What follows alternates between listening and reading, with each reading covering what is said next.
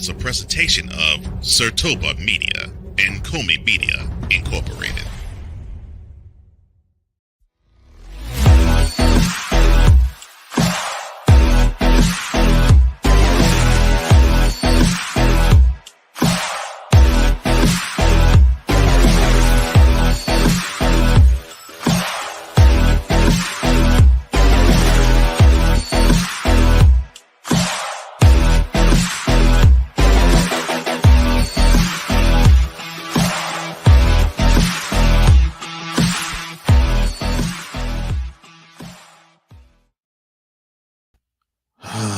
Let's see. A blowout, a birthday, and a catastrophic injury all in the same game? What could I possibly be talking about? Week 6 of the NFL is coming up at you. This is Total Football Talk.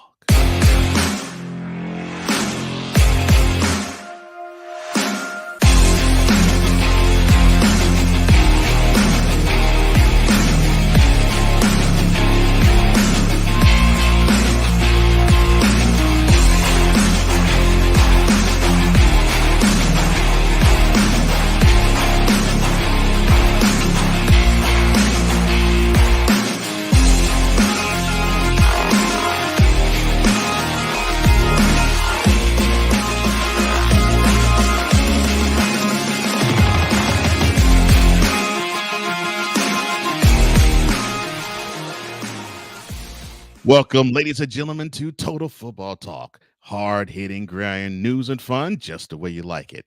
I am one of the co-hosts of this program, Cole Johnson, a.k.a. the Mad Scientist, the EP of all EPs, an EP extraordinaire.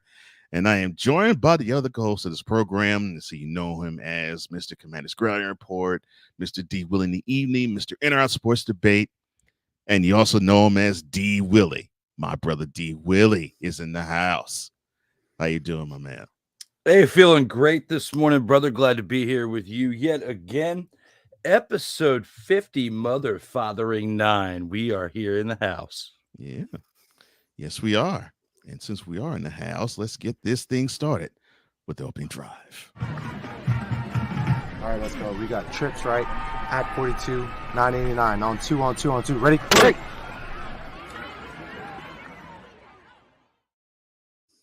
So in review of this week, you have the Chiefs, the Rams, the Dolphins, and the Vikings on a bye. So you will not hear those four teams mentioned. The Chiefs, the Rams, the Dolphins, and the Vikings. They had a bye in the upcoming games we are reviewing. And we will start with Thursday night's affair.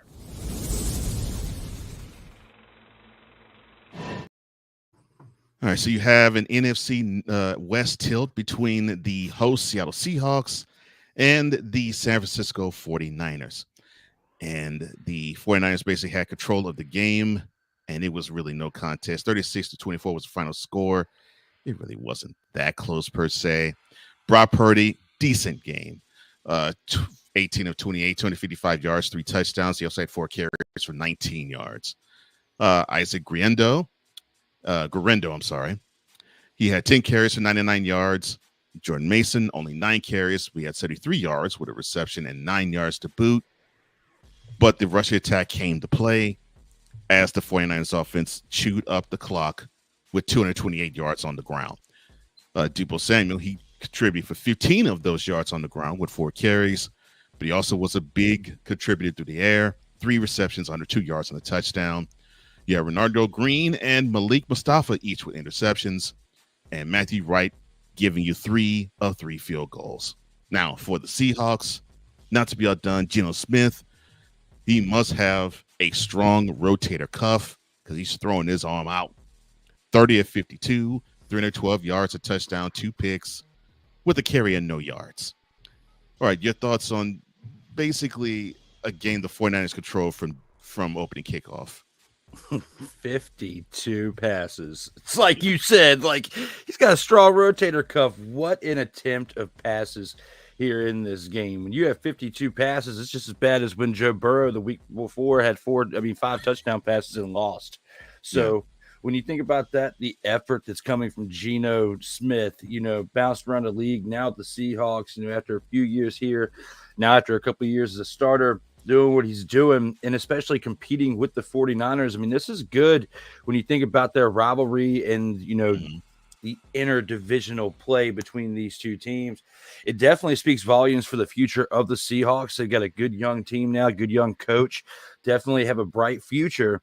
This 49ers team definitely showed that they are not done yet, despite the injuries they've accrued. And then you think about what's going on with C-Mac over there as the running back. So definitely big win for them as well to get back on track. Not a big deficit for the Seahawks. They still have a bright future and potentially a bright future for this year as well. We'll have to see how things pan out for them the rest of this year. But I like what I saw out of Geno. I like what I saw overall from this team. They just couldn't really get it done in the fourth quarter, and they struggled in the first. So in the second and third quarters, they were looking pretty good. It took them a little while to establish the run, and they really couldn't establish the run for the most part, because you think about the fact that Geno Smith had 52 passes in the game, 52 pass attempts. Yeah. So looking at that, they need to do a better job with establishing the run, but I like with the track that they're on right now. And it's not like they are bereft of running backs. I mean, you have Kenneth Walker the third being one of them. And when he gets going, the dude can show he can carry the load. So that isn't, I agree with you, that isn't an issue at all. And I think it would make DK Metcalf an even more effective weapon. And just the use of the running game, period. 100% agree with you. Playmaker says, good morning, brothers. He says, bye week. And for those who don't know, Playmaker's a Rams fan. He says that's the only good thing from this weekend. Hey, the game of the week was a good one too. We'll talk about that here in a little bit. We definitely will. Six says, what's good, everybody? I hope everything's good with you this afternoon over in Norway, sir. Good morning, brother. Ron McCarthy says, good morning, TFT crew. And a happy Canadian Thanksgiving to you, Drew.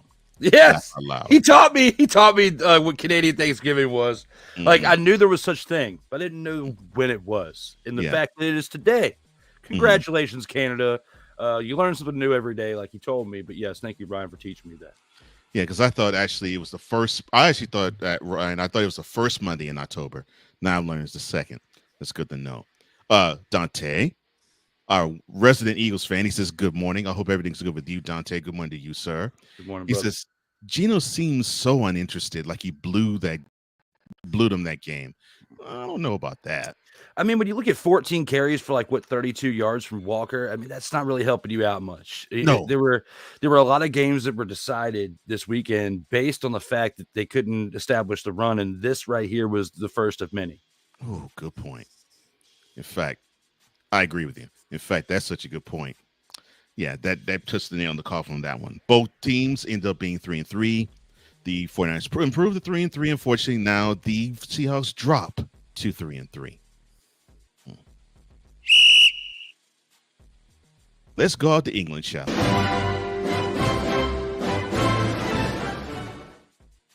Now, normally this is when the Jaguars shine. They go out to their home away from home, and they... Oh, we'll scratch that. We won't do that yet. Nice tease.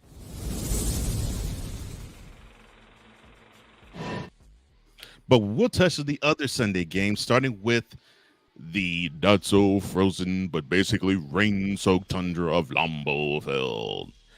Between the Packers and the visiting Cardinals, the Packers controlled this game from start to finish. 34-13 was the final score. Jordan Love looks like he's getting a little bit more comfortable from his from being injured. 22-32, 258 yards, 4 touchdowns. He did throw a pick. He also carried the ball 5 times for 13 yards as well. Josh Jacobs, he was basically playing the old role of Aaron Jones. 18 carries, 62 yards. He also had 3 receptions for 28. But the Packers offense, they basically just mashed on the Cardinals defensive front, 179 rushing yards. And the Packers defense, not to be outdone, they had not 1, not 2, but 3 fumble recoveries. Braden Narvison, he gave you 2 or 3 field goals. Now, for the Cardinals, Kyler Murray, 22-32, 214 yards and a touchdown. He also had 7 carries, 14 yards, and Trey McBride, 8 receptions for 96 yards. And not to be outdone, Sean Murphy Bunting, he gave you a pick. Your thoughts on the Packers' 21-point victory over the Cardinals? I mean, they should have won, considering the fact they threw the ball to 27 different receivers. The fact that, I mean, Jordan Love did a great job of spreading the ball around. Yeah, you know, it wasn't 27 receivers, people, but it was like 10 different receivers that he had.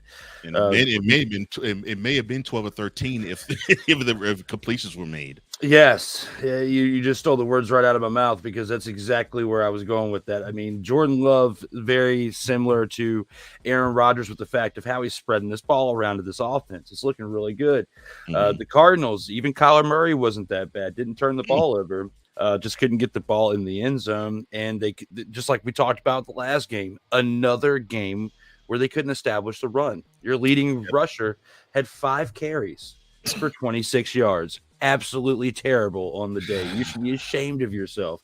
They want to talk about Deshaun Watson getting arrested for stealing money. I mean, these running backs who are putting up 5 carries for 20 yards are definitely stealing money. You got paid like what, $800,000 in the game to carry the ball 5 times and get 25 yards. This is absolutely terrible.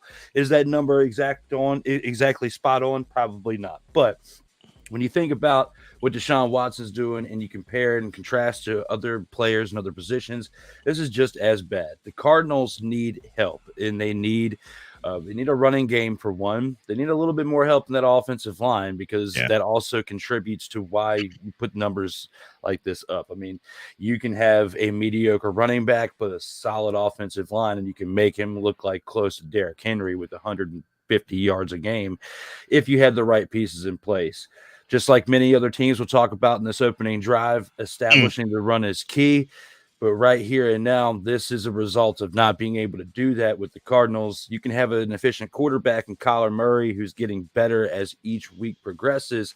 But if you don't have a running game, you're not going to be able to spread the ball out like they did over there on the Packers side. Because even though 62 yards isn't a lot, you think about the fact of what Josh Jacobs was able to do with 18 carries, opening things up for the rest of the plays, and that they've spread the ball out to 10 different receivers within this offense, completing a lot of those passes as well. When you look at what Jordan Love did on the day, he did have an interception. It is what it is. But if you can still win the game by 21 points and have a turnover or two, you got a pretty solid team, and it all started with their running game with over 25 rushes between several different running backs. So looking at all that, I'd say that that's where it all started, and that's where it ended. Good on the Packers for getting it done. Yeah, definitely good on the Packers. And yeah, I think what to me, what is alarming in terms of as an opponent for the Packers is that Jordan Love actually does have the understanding that he needs to spread the ball around. And he is not locked in on someone. So that is a good thing. If you're a Packers fan, it's a bad thing if you're an opponent of the Packers, because you don't know where he's going to go with the ball. Let me see. The Packers are good. They improved to 4-2. I believe the Cardinals, they now dropped to 2-4. But oh well. And it's not that they don't have a running back. I mean, James Conner, at least once every third game, will give you 100 yards on the ground. So they have the ability to run. It's establishing it, which I agree with you. That was the problem, and that definitely was the key in this game. One team did, the other team did not. It was just like the first game where, they had a lot of action in the second and third quarter, but couldn't quite get it done in the first and fourth quarters, which all that starts with the ability to have a balanced running game. So we'll see how things go as the future goes on for that team. Yeah, definitely. Oh, good times ahead, definitely for the Packers. Hopefully they can keep pace with the teams ahead of them in the NFC North. Now to the AFC South. 2 teams going at it. The Colts visiting Nashville to play the Titans. And it actually was a pretty close game. Would this actually qualify for game of the week? No, because the Indianapolis Colts Tennessee Titans game is brought to you by the letter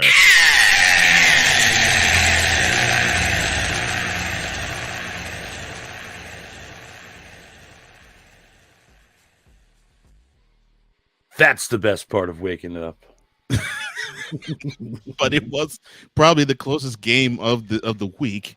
20-17 was the final score. The Colts over the Titans. Joe Flacco showing that he's trying to turn back the clock. Did not have the best of games, but he was there when you needed him. 22-38, 189 yards, 2 touchdowns, and a pick. He did have a carry for a yard. On defense, Julian Blackmon, he ended up with a pick. Of Will Levis, who is the quarterback, who is the gift giver. 16-27, 95 yards, a touchdown, and that interception because the Titans were driving down the field, and he just chunked up a duck, and it almost looked like a punt. But he also carried the ball three times for 15 yards. Tony Pollard, who was probably the star of the game, in my opinion, 17 carries, 93 yards and a touchdown. He also had three receptions for -5 yards. And on defense, Amani Hooker ended up with a pick. He also had a pass interference that negated another pick. Your thoughts on the Colts Titans? Is this name Levis or Levi's? Because that dude got worn this past weekend. Like, look at what happened. He got worn out there. 95 yards on the day. I wish that was a typo. Malik Willis was doing better than that. Yes, I mean, he was.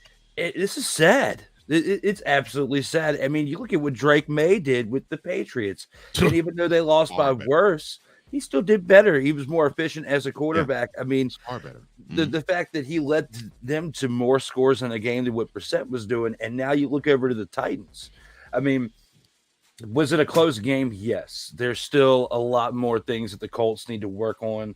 But their quarterback position, when Joe Flacco's in there, is definitely more efficient than when Anthony Richardson's been. And you might need to look at your bench if you're Tennessee and see what you got there. And if you think that might be a better option than Will Levis. Because like I said, is it Levis or Levi's? Because he's getting worn right now. This is absolutely terrible. Looking at how this team played against this other team. I mean, Joe Flacco had an interception and they still won by 3 points. Now, I will say that on the Titans side, the reason why the game was as close as it was because the fact that Tony Pollard was able to carry the ball 17 times and have almost 100 yards in the game. Had he not been able to establish the run on that side, this game would have been far worse than what it was. It would have been more than 3 points. It would have been like 14 to 22 points difference, in my opinion, from going back and watching the highlights.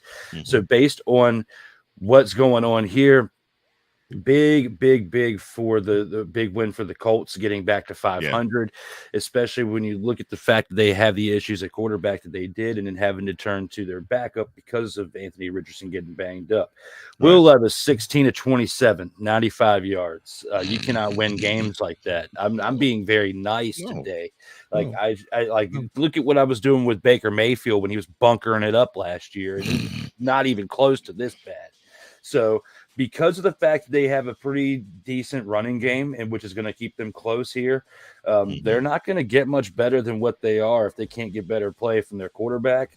And I don't even see that being a possibility. In the fact that you have DeAndre Hopkins on your team as a receiver, there's no excuse for you to not be able to pass for 150 plus yards in the game when you have other decent talent around you at receiver as well. So bad on the Titans. Potentially could have another coaching move at the end of this season, and it's going to be based on the fact that Will Levis is there and is the worst option for you at quarterback out of all 32 teams in this current moment. DeAndre Hopkins on one side, Calvin Ridley on the other. That should tell you how bad Will Levis is. Again, I was being nice. Or at least this morning I was. Oh, my gosh. Playmaker said, bye week. Look, Seahawks lose, as I told Cole Johnson. Cardinals lose, good NFL week. Yeah, the 49ers won. That basically taints all the good week it is. But I digress. But I do agree with you here, Playmaker. That Colts Titans game was...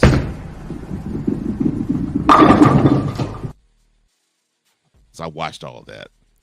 Ryan says, the fake Oilers, or Foilers, as you said, sir, had Malik Willis, and they traded him to Green Bay. Their next option is Mason Rudolph. You want to talk about being nice? He's the quarterback that actually got you a win for this year. That's how bad it is. The Titans are 1-5 now. The Colts have improved to 3-3. Oh my gosh, when you had to rely on Mason Rudolph to win games. Ooh, wow. So bad. That is real bad. All right. Now, to the team that is actually leading the way in the AFC South, the Houston Texans. They went to Green Bay. They went to Foxborough to play the Patriots. And for the first time in the franchise's history, they walk away with a victory there. 41-21. CJ Stroud, decent and efficient. Could have been a little better, but not bad. 20 of 31, 192 yards, 3 touchdowns. He did throw a pick thanks to a bobble in the end zone. 3 carries for 7 yards on the ground. I'll get to the person that I think that really helped out matters later. The offense, they established the run with 192 yards on the ground. On defense, Will Anderson Jr., 6 tackles, 4 tackles for losses, a pass defense, 3 QB hits, and 3 sacks. He put down Drake May. 3 of the 4 sacks that the Texans defense amassed. Caleb Bullock had a pick. Eric Murray also had a pick. And Kimmy Fairbairn, he was 2 of 3 with his leg. Now, we talk about Drake May in the last segment. We'll talk about him now. 20 of 33, 243 yards, 3 touchdowns, and 2 interceptions. Not bad for a debut in the NFL, actually. 5 carries for 38 yards on the ground. He did do a but it's unfortunate. Demario Douglas, 6 receptions for 92 yards and a touchdown. On defensive Patriots, Marcus Jones with an INT. But to me, the star player of the game, the returning Joe Mixon. 13 carries, 102 yards with a touchdown, with 2 receptions for 30 yards and a receiving touchdown. The Texans look like a different team on offense with Joe Mixon in the lineup. That's what I believe. Your thoughts on this game, sir? You know, the Texans definitely routed the Patriots by the end of it, but the first half it wasn't like that. It took the Texans a little bit of time to get going. Also, CJ Stroud threw that interception in the first half, which allowed the Patriots to score that touchdown with seconds left in the second quarter, going into halftime. This game was a good throw by May, I may add. It was for his first touchdown pass. That was very nice. You know, looking at that, you know, the Patriots fans definitely have something to be excited about, you know, moving forward, but not much to be excited about this year. They still have some moves they need to make over the next offseason or two. Big win for the Houston Texans, thinking about the fact that they've been in existence for like 22 seasons, 23 seasons now, somewhere give or take a few, or give or take one. And this is the first time they've won in Foxborough. I mean, considering the fact that this is the first year without Brady or Belichick in the building for the Patriots. So a lot of new changes over there in Foxborough, and they're definitely taking effect and showing us that it's going to be a little bit of a time. This is definitely a rebuilding year for this team. And, you know, it was probably a week too late. They should have probably put Drake May in there last week against the Dolphins to get a little bit of a better start to his career. But I'm not mad at it at the same time. You look at how competitive it was in the first half based on the fact there was a little bit of a slow start for the Texans. You know, offense and defensively, they're turning the ball over. They didn't really establish the run until the second half. The defense didn't really pick things up until the second half with Anderson doing what he did on the defensive side. So definitely an exciting win for the Texans. Big second half, but a slow start to the game that they're going to need to get a little bit better at, because against better teams, a slow start to a game like this, you're not going to be able to overcome it unless you're playing a team of the caliber like the Patriots, but still don't want to take anything away from the win that they had. It was big, but just don't keep doing that with these slow starts. And you want to know why I love Drew? I'm a Texans fan. There is one syllable he just said that I disagree with. That's exactly how I think. That every syllable, that's exactly what I would think. I'm proud of the 20-point victory. You showed that you can rout a team that you should beat, but you started off too slow. And you need to start off a little faster. Although they tried. I mean, they did go 14-0 in the first quarter, but they basically had a lull in the second quarter. And they made too many mistakes that got the team into the game, and a better team probably would have either tied them or led them going in the half. And they can't do that with better teams. I could not have said that, but thank you. Thank you. Thank you. Thank you. Yes, I know the Texans are 5-1. I'm happy that they are, but they got to be better if they're going to be an AFC representative in the Super Bowl. Absolutely should be happy.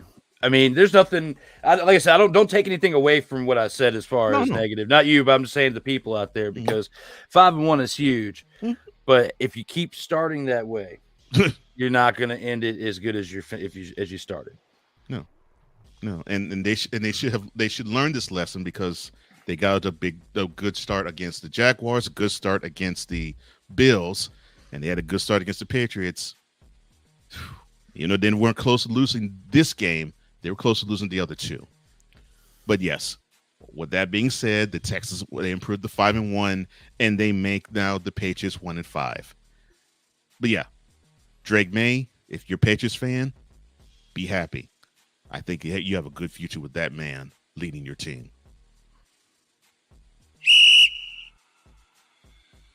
Now, to the Superdome, where the Saints hosted the Bucs, and their arch rival decided to have their way with them, 51-27. And we're going to do this just a little bit differently. We're actually going to go with the losing team first. Spencer Rattler, who also had his debut start in the NFL, not as good as Drake May. 22 of 40, 243 yards, a touchdown, and 2 interceptions. He also had 4 carries to 27 yards. Now on defense, you had Jonathan Abram, Paulson Adebo, and Cameron Jordan, each with a pick. That's all the highlights of the Saints that I need to even mention. Now on the Bucs side, on defense, they had 10 quarterback hits, and they decided to sack Rattler 5 times. You had Zion McCollum with a pick, and you had Tyke Smith with a pick. Even Baker Mayfield, efficient but mistake prone. 24-36, 325 yards, 4 touchdowns. And you heard me mention he also threw 3 picks. He also carried the ball 3 times, 29 yards. Sean Tucker, 14 carries, 136 yards, a touchdown, 3 receptions, 56 yards, and a receiving touchdown. Bucky Irving, he also had 14 carries for 81 yards, and he also had a touchdown. He had 2 receptions with 24 yards.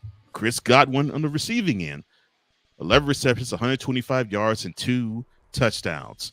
But the stat of the game, the Bucs offense, and this is not a misnomer, this is not a typo, 277 yards on the ground. That's right, ladies and gentlemen. They gained 277 yards on the ground. That's the offensive lineman. That just gives me joy when I see that number. Your thoughts on the Bucs routing the Saints in the second half? This was another game, like you said, just at the end of that second half, where it was a slow start for the team that won. When you look at how Baker Mayfield was playing in the first half, especially with multiple interceptions in the first half, he was definitely qualifying for bunker Stayfield stuff. I mean, that's how I felt going into halftime. We had a quarterback who I'd never heard of before being the quarterback for the Saints, and they were up 27-24 at halftime. They were they were up by a field goal. I was definitely calling him bunker Stayfield by halftime. I was checking it out on Red Zone on the other TV. Like it was absolutely wild. Getting hype over the commies on one TV, the other one on Red Zone, and looking around, and he's bunkering it up again. I mean, that's just how I felt when I was watching the first half. It was absolutely terrible. But the fact that the Saints could not establish the run with Kamara at all. The fact that they were well beyond establishing the run for the Buccaneers between the first half and then definitely taking off in the second half, that was what carried them through this game. That's why they were able to get up 17 points in the first quarter and get a big jump. Their defense let them down in the second quarter, which was why the Saints came back and were up 27-24 at the half. But there were some words of inspiration during the halftime, probably some F-bombs dropped here and there to get this team right on track. And they did come back out firing away. They were at 51 points by the end of this game. Baker Mayfield finally turned things around, got to where he had more touchdowns than interceptions before the end of the game. But like you said, over 200 yards on the ground on the day. He had 136 on 14 attempts by Sean Tucker and another 81 by Bucky Irving on the same amount of attempts at 14. So between the two of them, not only did they both combine for 28 carries on the day, but they both got in the end zone with a touchdown as well. Sterling Shepard also added another 31 yards on 4 carries, and Baker Mayfield's 29 on 3 carries for those 200 plus. Definitely absolutely huge. Chris Godwin has been big coming up on catches for moving the chains. Not only just with his numbers, but he's been big on getting first downs for this team since the start of the year. When they first had the first game in week 1 against the Commanders. So 11 catches, 125 yards, 2 touchdowns is no joke. And Sean Tucker, not only did he do what he do on the ground, but he also had 3 catches for 56 yards in the air for a touchdown as well.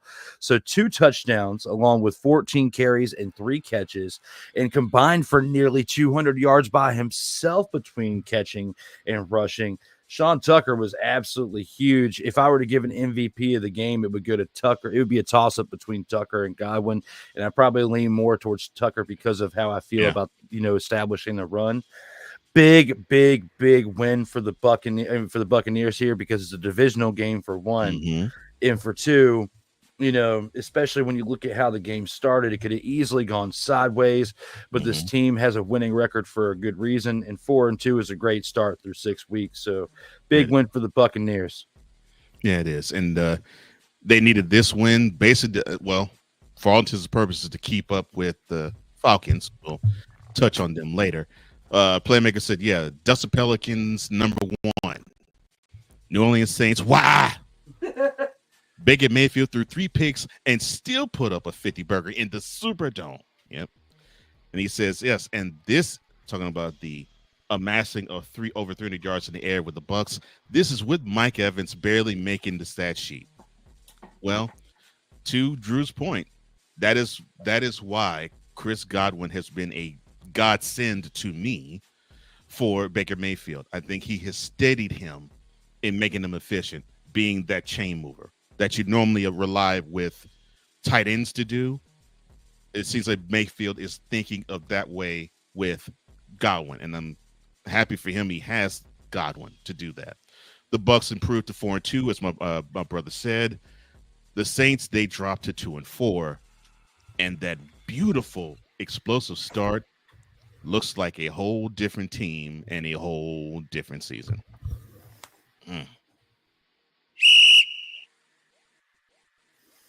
Now, I don't know if Dante's going to be happy or stoic. The Eagles hosting the Browns. The Eagles won 20-16 over the Browns, but the game was a type of thing. Jalen Hurts, 60-25, 264 yards, 2 touchdowns, 14 carries, 33 yards on the ground. Pro, no turnovers. Con, that carried total needs to drop. A.J. Brown, the returning A.J. Brown, I think that's what helped Hurts. 6 receptions, 116 yards for the touchdown. The Eagles defense, 10 quarterback hits and 5 sacks, doing their thing of Deshaun Watson against Deshaun Watson. Jake Elliott, 2 or 3 field goals, and then you have Deshaun Watson. 16 of 23, 168 yards, 4 carries for 17 yards. And Dante, I'm looking at a quarterback, Deshaun Watson, and I believe he wants to blow games now. Dusty Hopkins, pretty much the best player on the Browns, other than maybe Myles Garrett. 3 or 4 field goals on the day. All right, your thoughts on the Eagles eking out a win that for the first game did not really involve Saquon Barkley being a big part of it. They missed Saquon, is what it seems like. This game was pretty ugly, in my opinion. They definitely showed that they need Saquon in order to get things done. Even though he played 18 carries, they established a run with the amount of carries, but at the same time, with the amount of production, they need him to have north of 75 yards in order for them to take away the games. And this was definitely not good for them to have this type of production against the Browns. Now, the big thing that's going with the Browns, the reason why they have the one win, the reason why certain games have been close this year is because of their defense. It's not by their offense at any means, because Deshaun Watson, again, with another 100 and some odd yard performance as a passing quarterback is absolutely terrible. And they're getting one step closer to going to Jameis Winston because unless they're just gunning for the number 1 overall pick next year at this point and potentially go for another quarterback, it's not looking good for the Browns in their future, and they need far more than a quarterback. Deshaun Watson might not even be as bad as he is if they had a little bit better in protection of the offensive line. Now, it might not be talent, it might be mental, because you look at what they were doing last year with Joe Flacco, they might not be blocking for a reason. The same line, So putting all that in perspective, they got some decisions to make over there. If Kevin Stefanski wants to continue to be a head coach for the Browns or potentially in the NFL at all, he's going to need to make some type of big decision and do it a little bit faster than what the Jets tried to do with the whole taking the play calling duties away from Nathaniel Hackett potentially a week too late, which potentially could be the reason why Robert Saleh doesn't have a job anymore. So you need to look at that as an example of what could happen if you don't make a change. In that case for New York, it was for a coach. And the other one in this case is for a starting quarterback. Even though you're paying the quarterback a lot of money and he'd still be making the same amount of money on the bench, it's, do you want to win now, or do you want to continue to lose and be a week-to-week basis on not only yourself as a coach, but the rest of your staff? The Browns situation is not looking good. For the Eagles, it's a big win in the fact that, you know, they're still in the running for the NFC East. I mean, it's still up there for the taking. You know, the Commanders have been doing well over the first 6 weeks, and we'll talk about more about them for a little bit. But the NFC East is still up for grabs. Had they lost, you know, it'd be a pretty big loss considering the fact that the Commanders had just beaten this team the week prior. You look at the deficiencies between the Giants and the Cowboys right now. It's literally between the Commanders and the Eagles for the NFC East at this point. We could be saying something different in the next 8 weeks, but for right now, through the first 6 weeks, we're going to say that these are the two teams that we can take seriously in the NFC East. But it's tough to take you seriously when you're only beating a team to the caliber of the Browns by only 4 points, and you can't establish the run with Saquon Barkley. I'll at least give them a little bit of leeway here, considering the type of rush defense they're facing with the Browns, which is probably, in my opinion, a top 5 rush defense. It is. So with that being said, that's the reason why you got the production out of Saquon on the day. But it also does show the grit of this team to be able to not be able to establish the run and still find a way to win the game. And it says things about Jalen Hurts as well. When you think about the fact that he only had 9 incompletions on the day, he still put up 250-plus yards, 264 to be exact, and had 2 touchdowns, no interceptions, and was doing a pretty good job of protecting the ball. So there's more positives to say about the Eagles here than negatives, but at the same time, we do need to keep in mind that if they face teams that have a really good rush defense in the playoffs, it's not going to look good if they have production like this. They need to find ways to get more production out of their running backs when they're facing true caliber defenses and not fold to this caliber, because it's not going to work like that out in the playoffs. You may have a point there. Playmaker said, bowling shoe ugly number 2, Eagles surviving the Browns. That might be true. I wouldn't say it was all the way bowling shoe ugly, because Jalen Hurts actually looked pretty good. So I think that, for me, wouldn't make it all bowling shoe ugly. But I'll ask the resident Eagles fan, one Mr. Dante Hill. He said, there's no way we should have struggled on offense like that. I agree. I don't think you should have struggled on the run as much. But again, it is like what Drew said. That Browns defensive front is a little stout. So they're gonna make you earn those. They're gonna make them earn those yards. Ryan says, Deshaun Watson, the man with more settled lawsuits and passing touchdowns as a member of the Cleveland Browns. You are not lying, sir. Dante says, look, it's Hurts and Nick. No way with this roster we're this bad. Hurts is a turnover machine. It's bad when they're not turning over the ball. That is noticeable. Well, in this game, you have to give him credit for not turning the ball over, and hopefully it can feed on itself. And I think with the addition of AJ Brown in the lineup, and I think Devontae Smith actually got some play too, I think that might help him not turn the ball over as much because he won't have to press as much or as hard. And then you have Saquon in the backfield. That should help him not turn the ball over that much. But he says, just fire Nick. Just fire him. I think you guys got to put a little bit more respect on Myles Garrett's name. I mean, when you have a defense that's led by him and what they're doing over there for that unit, in this one, Nick's safe for another week. Okay, give him another week, week to week basis. But no, the reason why this game was as close is not Nick's fault. No.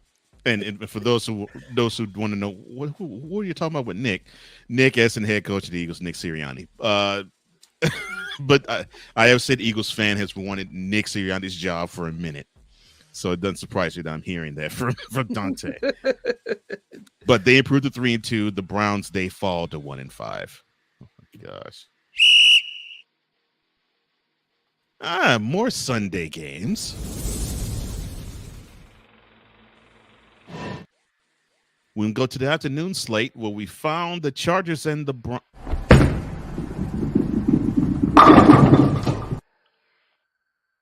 So bad. Chargers and the Broncos. The final score is 23-13. The Chargers pretty much had this game in control over the Broncos.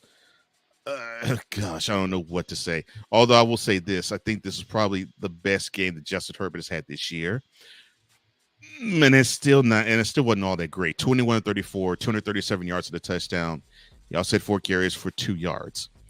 J.K. Dobbins. I will say this, and this is why I love a Jim Harbaugh coach team. If nothing else, they will establish the run. 25 carries, 96 yards, and a touchdown. He also had 2 receptions for 6 yards, so of course he had over 100 yards total offense. On defense, Elijah Molden, he had a pick, and Cameron Dicker, 3 of 3 field goals. On the Broncos side, Bo Nix, 19 of 33, 216 yards, 2 touchdowns, and the pick. I just mentioned the pick. He also had 6 carries for 61 yards. This was an ugly game. Your thoughts on the Chargers beating the Broncos? If anybody said that this game deserved to be the game of the week, I would drug test it. Because this would be very, very, very questionable on your end. Going into halftime, the Chargers were up 20-0. Okay, deservingly so. I mean, they had their best half of football, probably all year. Yeah, you took me right to it. Like they had literally their best half of football all year. What Jim Harbaugh's doing with his team has definitely been great to see. I've been enjoying watching it. But in the second half, they fell off a little bit. They were up 23-0 by the end of the third quarter. Right. So through 3 quarters, they were shutting out the other team. But it was like the defense forgot how to defend in the third quarter. The fourth quarter, my apologies. So with that being said, they need to improve on that, especially when you're playing against a team that's had a roller coaster-ish type of few seasons in the Denver Broncos. They definitely been making some improvements. Bo Nix has definitely been showing throughout the first 6 weeks that he's the quarterback of the future for this team, but they need a little bit of help. They need some more help with wideouts, need some more help on that offensive line. And looking at how things are overall for the Broncos, they definitely need a little bit more help in the run game. Because your quarterback is leading the way with 6 carries for 61 yards. Your next leading rusher is your running back with 6 carries who has the same, but 23 yards on the day. It's not going to do any favors for your team, and a reason why they were getting blanked in the first half, through the first 3 quarters. So putting all that in perspective, they've got to adjust that during the near future. If they decide to retain Sean Payton after this year, they got to make some more moves to their offensive line. Potentially bringing another running back, another wideout or so. They've got to make some moves and be aggressive with free agents, but they also need to make some moves within the draft as well and continue to improve. The fact that Broncos are 3-3, I think, speaks a lot of volumes on Sean Payton as a coach. It's definitely huge for them The Chargers coming back from a bye week doing what they did was definitely huge, coming back and blanking a team out in the first 3 quarters. But, you got to lean on J.K. Dobbins for what he did in this game throughout that first half. Throughout this game, had 25 carries for 96 yards and a touchdown. Absolutely great, considering they had no other bits of running game outside of that. They had 5 other runners, but with Justin Herbert including for that put up 12, 13 carries for 30 yards. So J.K. Dobbins is the reason why they were able to establish the run. He was the reason that they made Justin Herbert and the rest of that offense look pretty good, because even receiving wise, they were a little bit spotty there as well.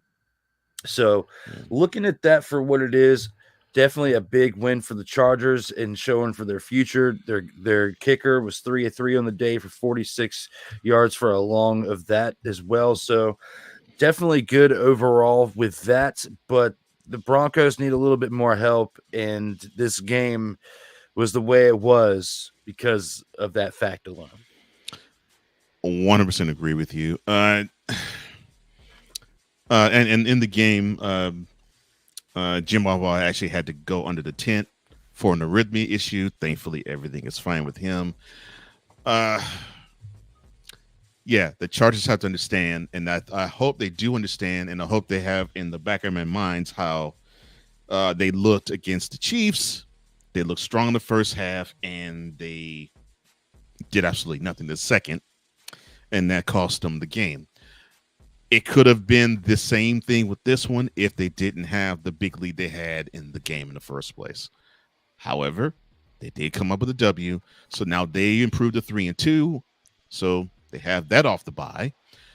The Broncos, they dropped to 3-3, and Vance Joseph, defense coordinator of the Broncos.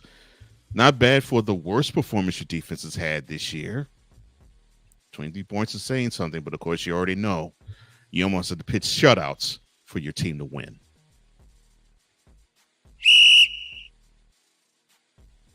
All right. Going from the Rockies to the desert, the Las Vegas Raiders. They host the Pittsburgh Steelers. And of course, it's the legacy battle between those two. They met up in the 74, 75, 76 AFC Championship games. And of course, we had to go through the stuff like we did with the Cowboys and the Steelers last week. Well, the Steelers, they decided to whoop up on the Raiders, and they beat them up, beat them down, beat them sideways, 32-13. The game wasn't even that close. Justin Fields, 14 of 24, 145 yards, 11 more carries on the ground with 59 yards and 2 rushing touchdowns. A Najee Harris sighting, and I think that was probably the best thing for them. 14 carries, 106 yards and a touchdown. He also had 2 receptions with 16 yards. But that 106 yards and by Harris and 59 of Fields, that buoyed their rushing attack, which gave them 183 yards on the ground. On defense, Dante Jackson gave you a pick. And Chris Boswell, the leg was active. 4 of 4 field goals with a long of 52 yards. And as for the Raiders, Aidan O'Connell, 27 of 40, 227 yards, a touchdown, an interception, and a Max Crosby shove of a coach on the sideline. Your thoughts on the Steelers molly-whopping the Raiders? Man, the Raiders miss Uncle Rico, man. They definitely miss Uncle Rico. I mean, you guys saw the reel. You guys saw the shorts. You know exactly what I'm talking about here. Now, when it comes to this, there's a little bit more they missed than Uncle Rico. I'm just joking. Now, putting all that in perspective, you got to look at how this game went. Justin Fields definitely not doing things pretty, but he's still not turning the ball over. He's still doing what he's supposed to do, and like you said, that's all that matters. But I think the biggest impact for the Steelers team has been their defense throughout this year. We've talked about it.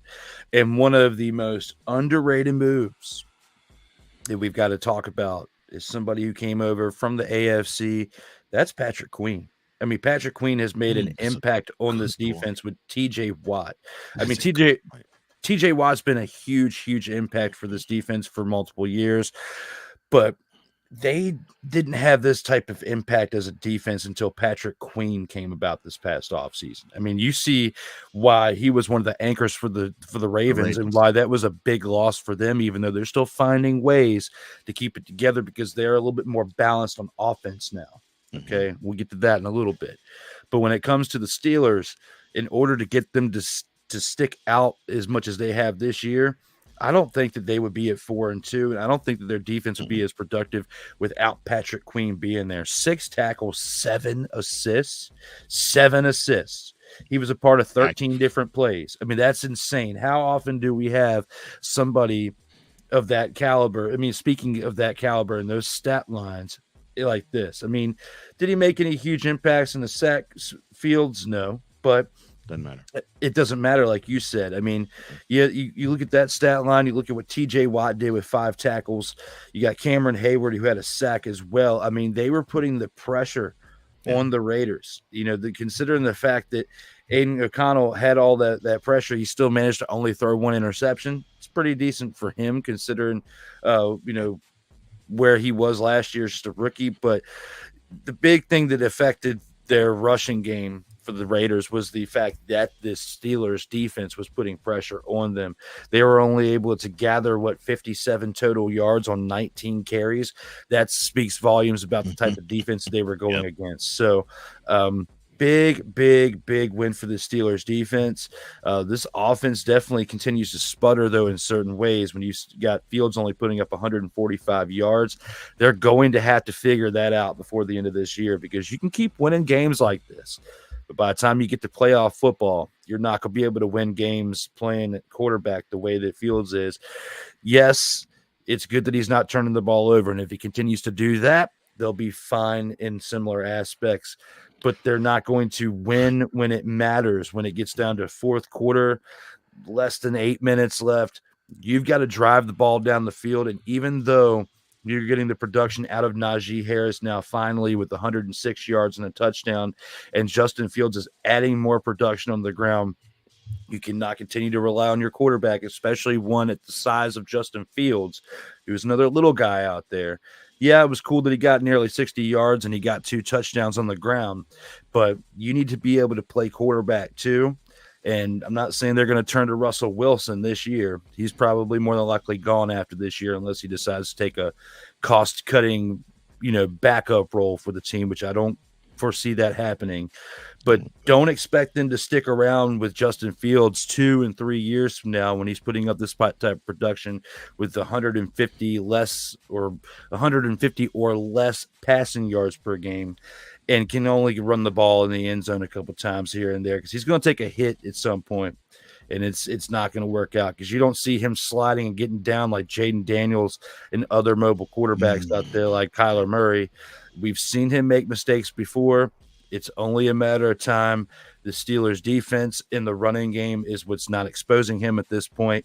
But as we get later into the year, as it gets colder, and as they take bigger hits, I don't like the recipe that they have right here at quarterback. I do like the fact that he's not turning the ball over. But at the same point, you need to get to where you're throwing 225-plus yards per game, because even though we speak bad of it on Aaron Rodgers and the Jets when he's throwing 225 yards, it's because we expect Aaron Rodgers to throw for 300 and 350 and 400 yards, because that's what we're accustomed to seeing when he was just an MVP 2 years ago.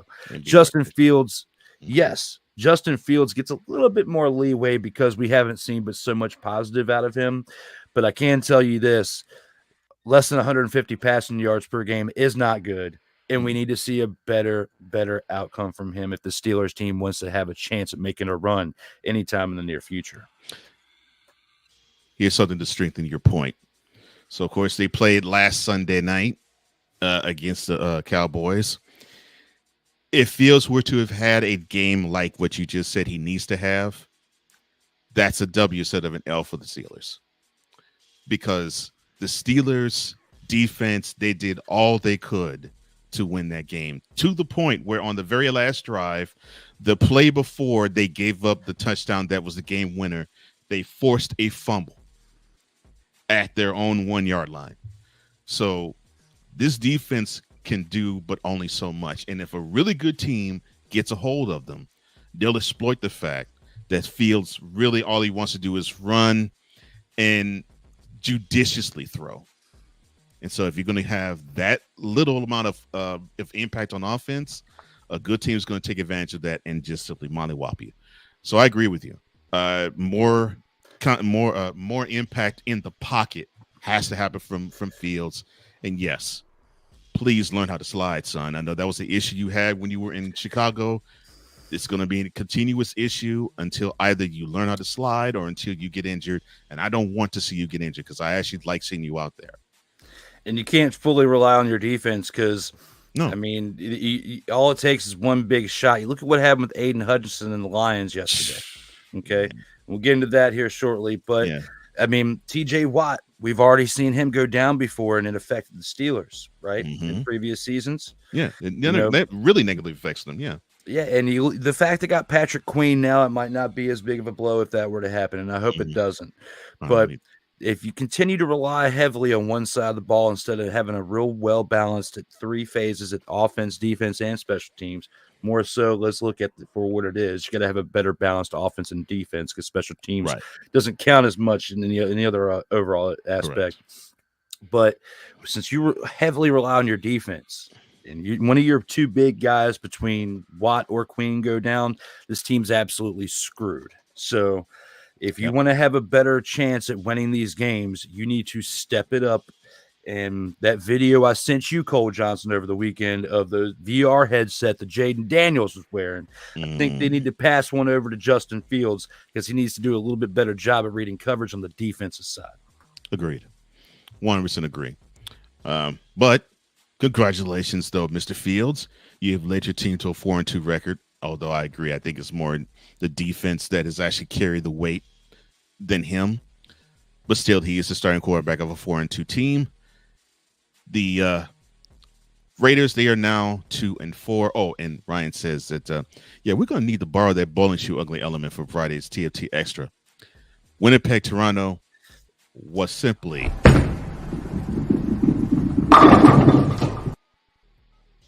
I will say that Argonauts like that. Wow. I gave a special shout out to you on Friday for the L button because of how great of an addition that was to our show on Friday afternoon. But if you would be a gentleman and a scholar and throw the bowling shoe ugly up there and the game of the week, that would be awesome because that was the only two buttons that we missed because I think we had dumpster fire on there, but bowling shoe ugly would have worked out great. But, I mean, other than that, you were spot on with that there, Mr. McCoffey. But right here and now, if they don't do a little bit better job with balancing it out with their offense, it's going to turn into a bowling shoe ugly team real fast if they take one hit on that defense. And I hope it doesn't happen because I really enjoy watching that defense work. I do too. And I hate, when I watched them last Sunday night, I hated the fact with the effort that defense put forth that they had a game-winning touchdown scored on because I was like, man, they put forth all the effort they could, and the offense did not bail them out. That's all I kept thinking. All throughout that last drive, that's all I kept thinking. I was like, man, the offense didn't bail them out. Defense has run out of gas. They've done all they could do. I just want to know where my boy Cole Holcomb is because I have not seen much work out of him over this past season. So it looks like he's been a little bit banged up. But at the same time, because he's on the physically unable to perform list, as I just saw. But I'll be glad when I can see Cole Holcomb back out there. Yeah. But shout out to the Steelers. Good start, which is rare that we ever say that. Because normally they start slow and they pick it up when it's November. But 4-2, does that mean that they actually have a really good record this year? Well, we shall see. Now, before we get to another game on the slate that my partner sees, let's go to Charlotte really fast. Speaking of bowling shoe ugly. No, speaking of the Carolina Panthers, they hosted their arch rival Atlanta Falcons. Take those Carolina blue uniforms and burn them. Anyway, 38-20 was the final score. Kirk Cousins, followed up that 500-yard performance. He had to be what they needed him to be, which that's what you should be as a quarterback. 19 to 30, 225 yards to the touchdown. He also had 4 carries for minus or negative 5 yards. But the big story for them was their running game. Tyler Algier, 18 carries, 105 yards to the touchdown with a reception and 3 yards. Bijan Robinson, 15 carries, 95 yards, and 2 touchdowns. 3 receptions for 10 yards for him. And of course, they combined with maybe a couple of runs here for a couple of yards there for 198 rushing yards on the ground. On defense, Clark Phillips III and A.J. Terrell each had a pick. Younghoe Koo, he gave you 3 field goals with his leg on 3 attempts. And the Red Cannon, Andy Dalton for the Panthers. 26 of 38, 221 yards, 2 touchdowns, 2 gimmies. 2 INTs. He also had 3 carries of 21 yards. And Chuba Hubbard, 18 carries, 92 yards, 5 receptions for 11 yards. So Dave Tepper, I guess it is not Bryce Young. Your team sucks. Your thoughts on the Falcons beating down the Panthers? You guys want to hear a fucking story? This team absolutely sucks. Is that a total? Surprise, motherfucker. I'm talking about the Carolina Panthers. You absolutely suck. You totally need to. Stop it. Get some help. Now. Let me talk to you. I hate watching you play. I really hate watching you play. I got to say this. I got to love the NFL app. Because when you have the NFL app, you can pay $14.99 a month. And at that point, you can watch all the highlights from every game. You can watch out-of-market games. You could be on the go and do things. And after the Commanders and Ravens game yesterday, I decided to go for a little run and run and do some errands yesterday. And I was listening to certain highlights. You weren't even good enough for me to watch, okay? You were one of the 3 teams that while I did errands yesterday, I listened to. I didn't even watch you. Like I'm watching the camera right now. I just listened to you. And you can just listen to how bad you suck, okay? I'm not even talking about when you have the announcers.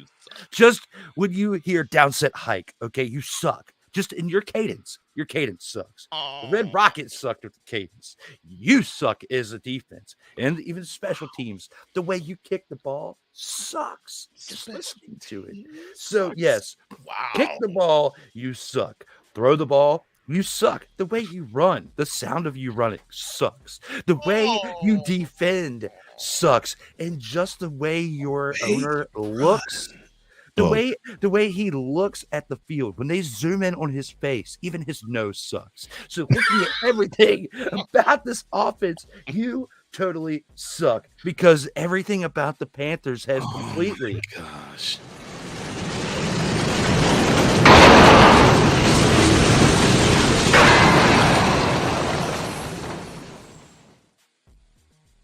Looking at the Panthers, this is their chance of having a great team by the end of the year.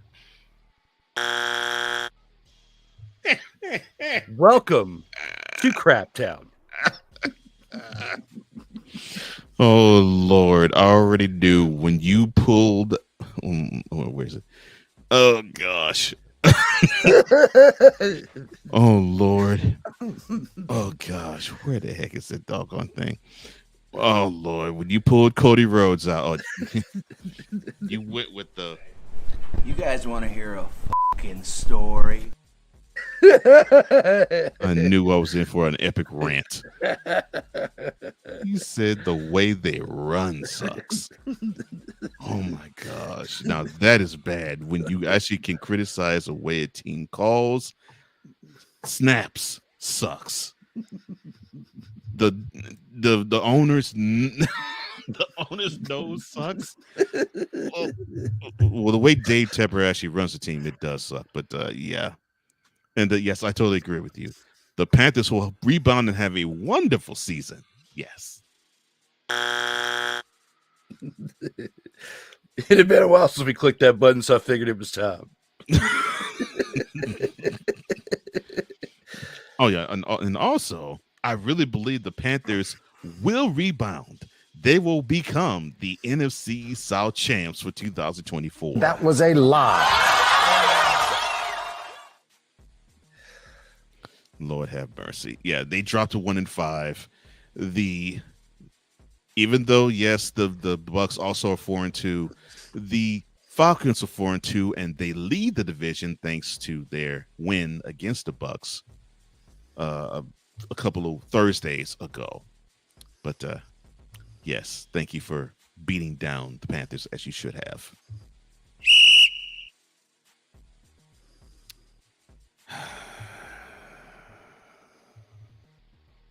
Let me see, which way should I go first with this? Oh yeah,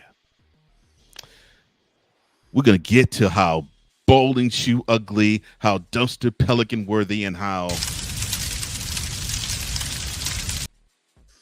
the following game is, because it was most certainly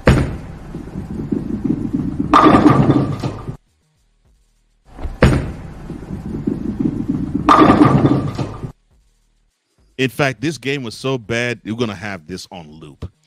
The Dallas Cowboys did not even show up on the field. Basically, the Detroit Lions ran a scrimmage at AT&T Stadium. 47-9 was the final score. 47-9. Oh, Lord. Jared Goff. Still pretty good. I mean, he was efficient the last time we saw him play, and he was actually really good here. 18-25, 315 yards, 3 touchdowns. He also had 3 carries of 5 yards. And what warms my heart is what the Lions do with the running game. David Montgomery, 12 carries, 80 yards, 2 touchdowns with a reception, no yards. Jahmyr Gibbs, 12 carries for 63 yards. He also had 3 receptions for 28 yards. Those two helped the Lions establish the presence of 184 yards on the ground. Wonderful performance by Montgomery and Gibbs. Lee McNeil on defense, he had 3 quarterback hits and 2 sacks. Kirby Joseph, he had a pick. And Brian Branch, he had 5 solo tackles, 2 tackles for losses, 3 QB hits, and 2 INTs. One of them almost was a pick 6. The Lions defense, they had not just 3 interceptions, but they also had 2 fumble recoveries as well. Hold on. I feel naked doing this, and I feel wrong not doing this. Let's just do this right. Because this was horrible. This is just so bad. So bad. Goodness gracious. You should be ashamed of yourselves, Cowboys. So the defense of the Lions, 2 fumble recoveries and 3 picks. Jake Bates, he had 4 field goals on the day. It is great to see you from UFL to NFL doing your thing, and you're showing that you are a stud kicker. So I'm happy to see you do your thing, Jake. But I'm not happy to see what Dak Prescott did. 17-33, 178 yards, 2 INTs, 1 carry for 1 yard. Oh, yeah, and the fool that said that this game yesterday was going to be a reason as to why Dak Prescott is the best QB in the game today. Your whack take is brought to you by the letter.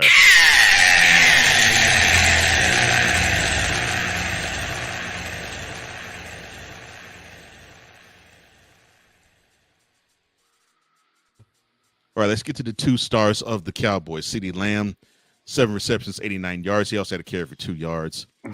And Brandon Aubrey, 3 of 3 field goals. He had a long of 50 yards. And Brandon Aubrey is the reason, Cowboys fan, you actually could say that you didn't get shut out.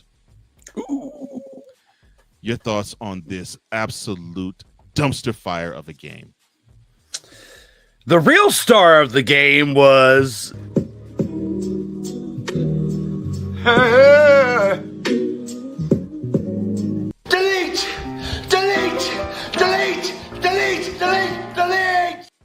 That was for you, Ryan McCarthy. Now back to this game right here. Yes. Yes, there you go with the comment. But the real star of the game was the Dallas Cowboys fans. because you came into this game. Multiple ones. I heard last week, we going to bounce back on Detroit because they had a bye week last week. They going to be out of sorts. They going to be tired. How you going to be tired when you get a week off? That was one of the dumbest things I heard last week was they going to be tired.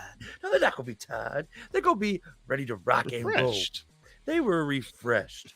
The one big thing that was sad to see in this game was Aidan Hutchinson.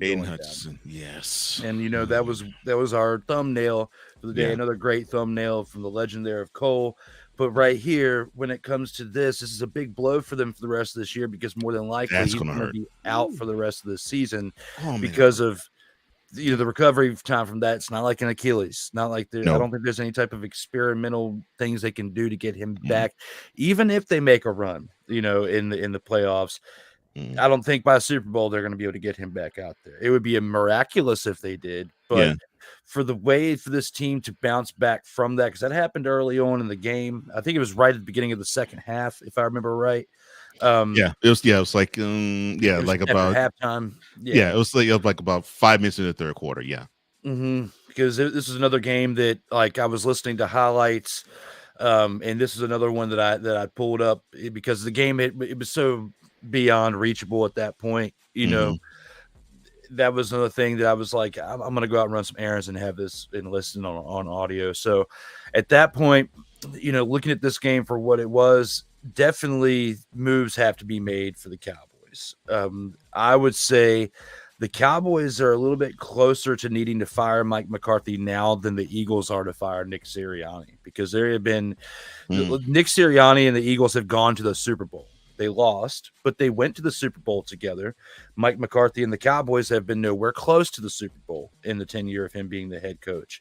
The Dallas Cowboys haven't been anywhere close to the Super Bowl since 1996 to begin with. So looking at this for what it is, the Cowboys need to make some moves, and if they don't fire Mike McCarthy after this season, it was a total waste. And if whether you want to bring in the hoodie or Mike Vrabel or somebody else with better clout that's going to have a better handle on this team to be able to assert dominance in certain ways, because it's not being done. I think Mike McCarthy's being too passive with not only how he's handling his staff and his players, but managing his play calling, because you might need a Nathaniel Hackett yourself and take the play calling duties away from yourself for the offense, because it is not looking good for you, whether it's offense, defense, whatever the case may be that you've got your hands tied into. You need to focus more on being a head coach and have your coaches do their jobs if they are good enough to do so.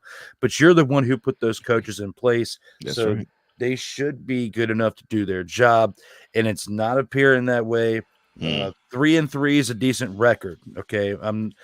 For you to be where you're at, considering the type of losses that you have had in those 3 losses, is pretty miraculous. But losing a game like this, it's understandable to lose a game to the Detroit Lions because of what they've built themselves to be over the past few years. But to lose it in that manner, to lose it to where you only put up 3 field goals on a day. The fact that you're paying Dak Prescott the amount of money that you're paying him, he has 178 yards and 2 interceptions. If you're paying a quarterback the type of money that you're paying him like Dak Prescott is receiving, you should be able to read defensive coverages. You should be able to call all these things instead of the here we go, sound like you're going to here we go yourself, but you can't read a defensive coverage. So looking at it for what it is, this team is just as bad as the Giants, in my opinion. Their record doesn't say it, but for someone to have the audacity to yell, here we go, but you can't read when a rush is coming in, you are absolutely terrible, and you deserve to have fans like this.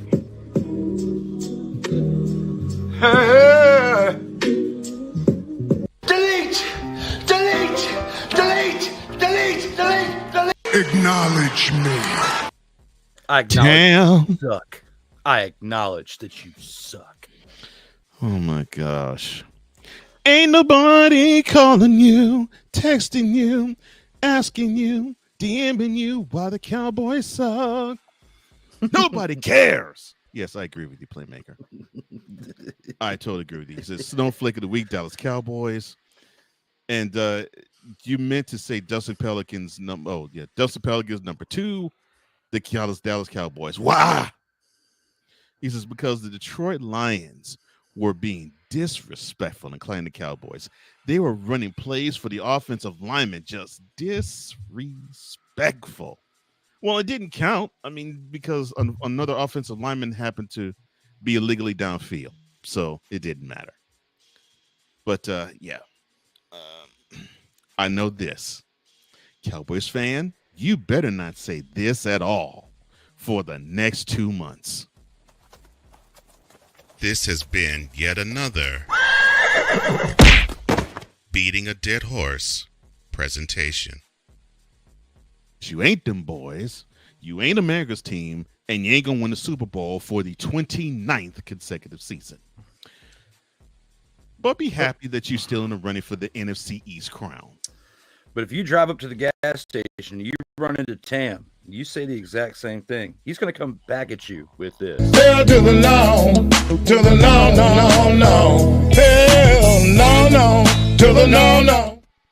And then when you have to evaluate the level of ignorance by one Tam, all you can say is, welcome to stupidity. Yeah. But cheer up, Cowboys fan. The NFC East is still within reach. I mean, you still have to play the Eagles twice. You still have to play the Commanders twice. And you've already have one Giants win in tow. You have them come to your building the next time you play them. So it is there. Your holy grail is within reach. Don't reach for the Larry O'Brien. I mean, don't reach for the Vince Lombardi Trophy. Don't reach for the George Halas Trophy. Reach for that NFC East crown. But if you play like you did yesterday, you ain't getting that either. But yes, you fall to 3-3, Cowboys fan. Be happy because you at least have, if I'm mistaken, 3 road wins. You just have 0 home wins. And you were undefeated last year at home, too. How funny. Anyway, they fall to 3-3. The rusty Lions, they go to 4-1. And when we say a team needs to look that way, when I say that I want my Texans to look that way, that's how I want them to look. Because when they play to their potential, that's how they should look. So congratulations, Lions. You all did your thing. Best performance of the week by far. Makes you wonder if by this point in the day after seeing that game, if Bill Belichick and his coaching staff got on a group call with Jerry Jones and said this. What's that? Can we have a job now? Oh, Lord. but yes, oh, Lord. But definitely prayers to Aidan Hutchinson and his family. I hate the fact that you went down the way you did, Aidan. I hope the surgery went well, because I heard that he immediately went in and got surgery. I'm glad that happened. I know there's not even a question he's out for the year, so it's not even a debate on that. But we hope that you heal. We hope you get back on the field, because you were having a defensive player of the year type of game. I mean, type of year. And this team is still an NFC Super Bowl favorite. Oh, yeah. Representing the NFC. So for him to not be able to be part of that journey, it sucks even more.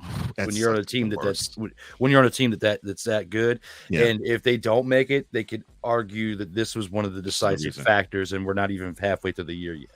Yeah. Yeah. So that sucks. But our prayers are with you, Aidan. You're an awesome player. And we as football fans will miss you doing what you do and just giving offensive linemen and quarterbacks the blues. But your team, along with your efforts, they are now 4-1. They are within the thick and the hunt of being in the NFC North championship race. So hopefully things will go well for your team. But again, best performance of the week by far goes to the Detroit Lions. There isn't a question about that in my mind whatsoever.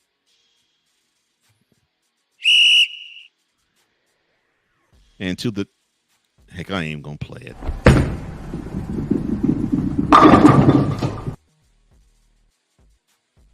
Why on earth did you have the Bengals? Oh, that's right. The Giants were one of the teams, and you have to basically do the Deshaun Watson to the New York fan base. Got it. Like you're doing next week with the Jets.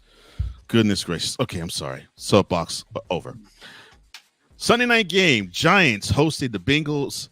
The Cincinnati Bengals, they beat the Giants 17-7. The game was like that. I'll put it this way. I went and took a shower in the third quarter. I came back out the bathroom. The game was far over. That's how entertained I was in that game. Joe Burrow, 1928, 208 yards, 4 carries for 55 yards, and a 47-yard touchdown run, which was probably the most exciting part of the game. And that happened on the opening drive of the game. Unless you wanted to have them talk about his frosted hair. Anyway, on defense, Trey Hendrickson, 2 tackles for losses, 3 quarterback hits and 2 sacks. Jermaine Pratt, he had a pick of Daniel Jones. Danny Wooden Nickel, 22 of 41, 205 yards, and that interception. He also had 11 carries of 56 yards. Tyrone Tracy didn't do much on the ground. 50 yards on 17 carries with a touchdown, but he did show up on the receiving end, 6 receptions for 57 yards. So he had over 100 yards total offense. Azeez Ojulari, 3 tackles for losses, 2 quarterback hits, and 2 sacks. And the Giants defense, they were active. I'll give them credit. 7 QB hits and 4 sacks of Joe Burrow. Your thoughts on this absolute dumpster fire of a game for Sunday night? This game had absolutely no business being on Sunday Night Football, as I messaged you yesterday. That game was absolutely terrible. The first thing I want to address is that we have our dude in the comments.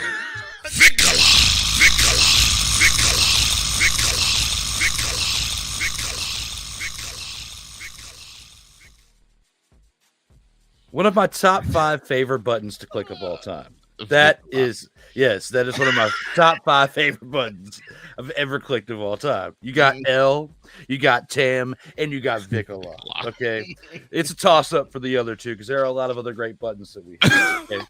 But that is one of my favorite buttons. All right, now back on track. This game absolutely sucked. I did not enjoy any bit of it. I spent more time preparing for Total Football Talk Extra, this, and the Commander's Gridiron Report than I did of actually paying attention to that game. So, and making promos, like for the promo that we have for this episode 59 today. So, I did not enjoy this game whatsoever. Everybody from both teams should be fired. That's how I felt with watching this game. It was not fun at all watching it. The Bengals, it's very depressing watching them because before this year, we were thinking that they would be one of these 4-2 teams, potentially 3-3 at this point. Right. Right. The fact that they're 2-4 now is good for them to get back to this point, but the Giants, they need a complete overhaul. Whether it's Dayball, the quarterback, and more. Letting Saquon go, the GM should be fired as well. There's a lot of moves that need to be going on with the Giants, more so with the Bengals. The Bengals might need a new head coach by the end of this year if they don't turn things around. Yes, we know that they are historically known for slow starts, but this is a pretty bad one to be 2-4 at this point. Very hard to overcome a 2-4 start and get to the playoffs with a 17 game. Yes, especially with the division they're in. And you're looking at what the Ravens are doing. So very tough on them. With the 17-game season, it's a little bit easier to do it than it would be with the 16-game season. If it was 16 games and you only had 10 left, it'd be tough to do that. It's not quite as bad when you have an extra game in there because that does make it a decisive factor towards the end once you're getting towards wild card teams and seeding and so on and so forth. So overall, it's not as bad as what it could be, but at the same time, you're digging yourself a little bit of a hole that's getting hard to get out of. The Giants have no hopes of making the playoffs this year. They deserve every bit of how bad they're playing, and it all starts from their GM. It's not like I'm not going to blame this more on the fan base like I would be for the Cowboys. This is more so the mismanagement of the team, and it's been like this for probably I'd say since their last Super Bowl win. Like for the past 10 years, they've dropped the ball in multiple areas when it comes to the mismanagement of this team, and it's not getting any better. They need to turn things around fast if they want to retain the fan base that they do have. Oh boy. Giants are dumpster fires. I mean, they are. And I mean, all the way around. The fact that they actually thought that Daniel Jones was the guy that was going to lead their team. He was going to be the guy that was going to replace Eli Manning. I was like, okay, you must be seeing something that many of us did not. And here we are a few years later, and we're still saying you must be seeing something we are not seeing, because he is just not that guy. And unfortunately, Daboll is in such a bad shape and bad position because he is really good, bright offensive mind, but you wouldn't know it by how this team operates. And the moves they have made in the front office has just been ridiculous. Yeah. And on the Bengals side, I agree with you. The Zach Taylor slow starts need to stop. And you're in the AFC North, probably the toughest division to win. And the other three teams, although you're in company with the Browns, you're supposed to be better than they are. You're supposed to be mentally stronger than they are, but you're proving not to be, which that's dangerous. And you have a team of the Steelers that will grind out every game, and you got the Ravens who will just run you out the building. Oh, you already know that because you lost to them in your own home. Oh, yeah, that's right. You already know that. But yeah, it's a problem. It's a problem. Oh, Mr. Vlock. Yeah, we already did that. But if you want us to do it again, I mean, we can oblige. That's no problem. No, please don't. Please don't. Please move forward. Go back and watch the show. We're an hour and a half in. That's right. But warn your Cowboys fan this. This has been yet another Beating a Dead Horse presentation. Them say that not again for the rest of this year. Both teams on Sunday night are now 2-4. Sad state of affairs. And now,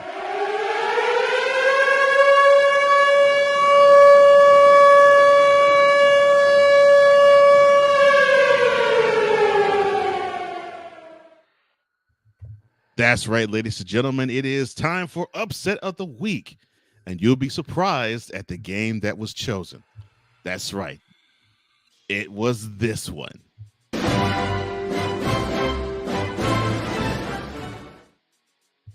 Now, I know you're saying, Cole, wait a minute. The Jaguars are horrible. How the heck is this an upset? The Jaguars were actually favored to win the game. Yes, they were favored to win the game. They were playing against the Bears. Unfortunately, the 35-16 victory said otherwise. Caleb Williams played his best game as a pro thus far, 23-29, 226 yards. He had 4 touchdowns. He did throw for a pick. He also had 4 carries and 56 yards on the ground. DeAndre Swift, they actually decided to go with him. 17 carries, 91 yards on a touchdown. He also had 4 receptions, 28 yards. The Bears offense, they actually amassed 152 yards on the ground. So they actually established the run pretty well. Defense, you had Josh Blackwell with a pick. And you had many different Bears contributing to 4 sacks of Trevor Lawrence, who was 23-35, 234 yards, 2 touchdowns, and an interception. He also carried the ball 4 times for 17 yards. Evan Ingram, 10 receptions, 102 yards, and on defense, you had Andre Sisco, not the drink, the player. He had a pick. Your thoughts on the Bears dismantling the Jaguars in London? I don't think it's that hard to do that against the Jaguars at this point.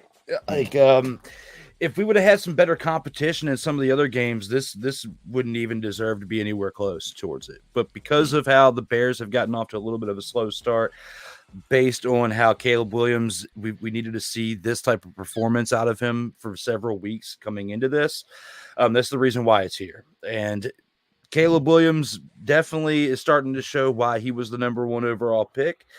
because people have been saying for the past several weeks that Jaden Daniels, definitely the number 1 quarterback out of the draft so far, which has me even more hyped for the game I'll be at in 13 days when I see the number 1 and number 2 overall picks battle each other out in Landover, Maryland, when the Bears play the Commanders week 8. So definitely gets me more excited for that matchup. Makes me think it might be even a little bit more competitive than what I was anticipating to begin with, because you got to look at how bad the defense is for the Jags. Jags overall on offense and defense are not what we thought that they could be based on the way they played a couple years ago. They are not the same team that they were. The caliber. It's time for Doug Peterson to potentially maybe take a road to somewhere else, maybe go back to being an offensive coordinator for a little bit and learning some different things within play calling and how to be an overall head coach, because it's not working out.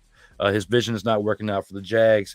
It could be part of the management there too, because we've heard many things about the Khan family and how they've mismanaged the Jaguars since they've become owners of the team. Decent job as wrestling promoters, not that great at NFL ownership. Now, putting all that into perspective, they have a long way to go. The Bears, I need to see more wins like this, or at least them playing to this caliber against really good teams. But I can't get excited about a win like this for the Bears because of the type of team that they had to do it against.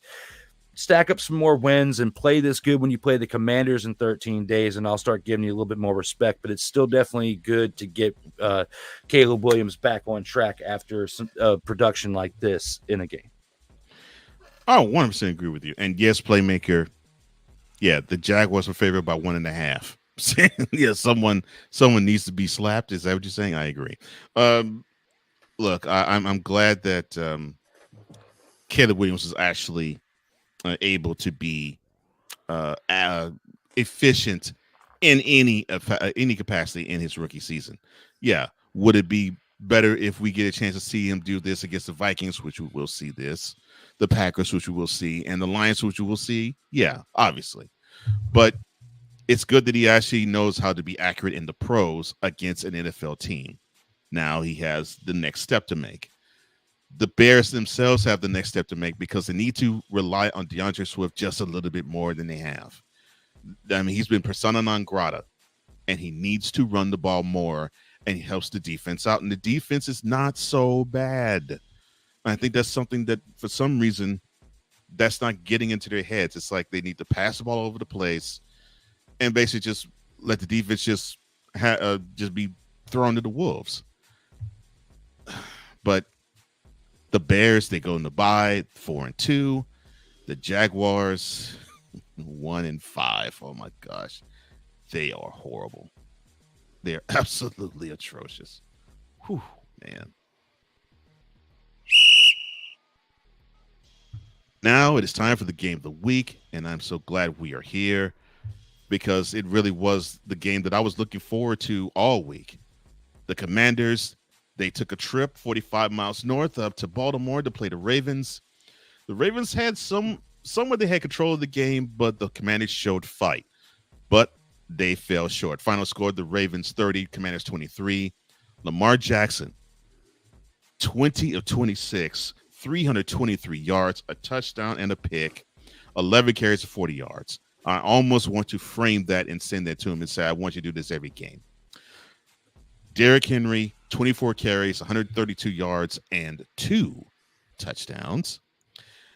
That Ravens offense, they amassed 176 yards on the ground. And that's the one thing that they will do. They will run. And I love that about them. Zay Flowers, 9 receptions, 132 yards. He also had a carry for 2 yards. It's actually good to see Lamar Jackson not fully rely so hard on Mark Andrews and Isaiah Likely. Justin Tucker, he gave you 3 of 3 field goals. Jaden Daniels, let me tip my cap to that young man. 24-35, 269 yards, 2 touchdowns, along with 6 carries of 22 yards.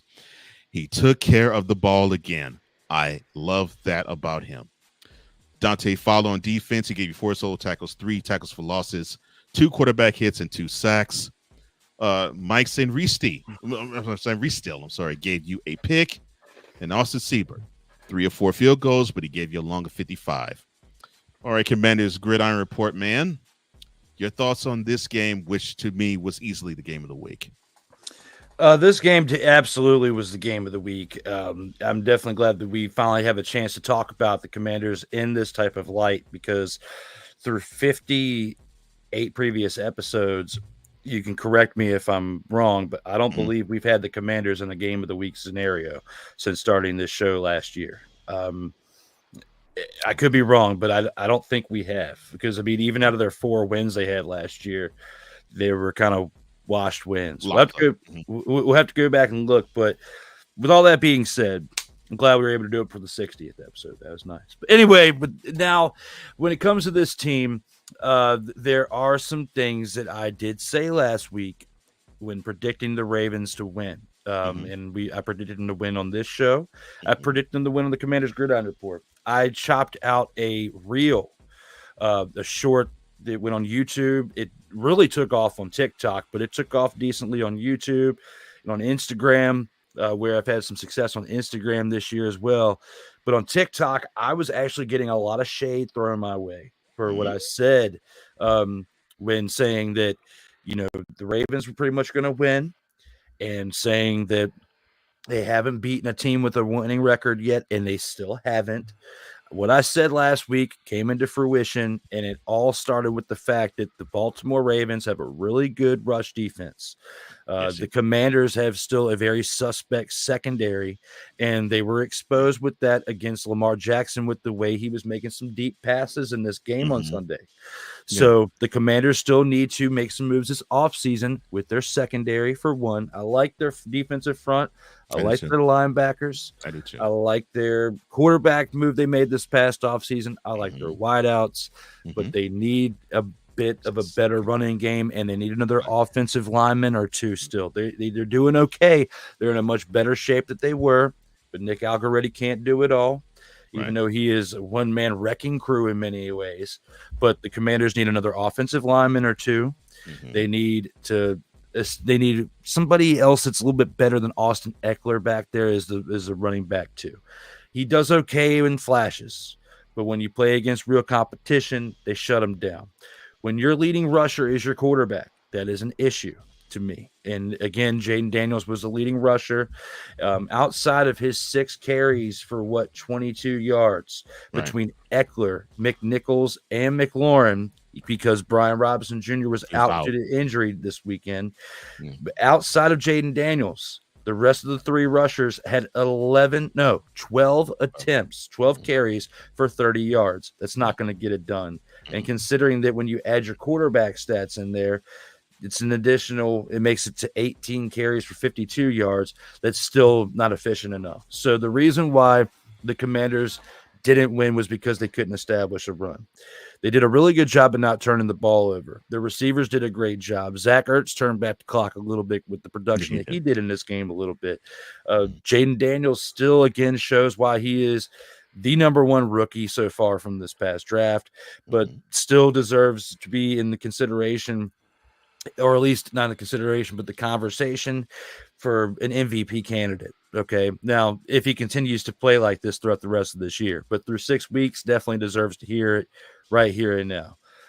Definitely great on him for not turning the ball over, but until the Commanders make some improvements in their secondary on defense, until they get another piece or two on their offensive line, and until they can establish the run a little bit better outside of their quarterback, they're going to have close games like this that they lose against the Ravens. But it is also a big confidence boost when you think of how this team was last year.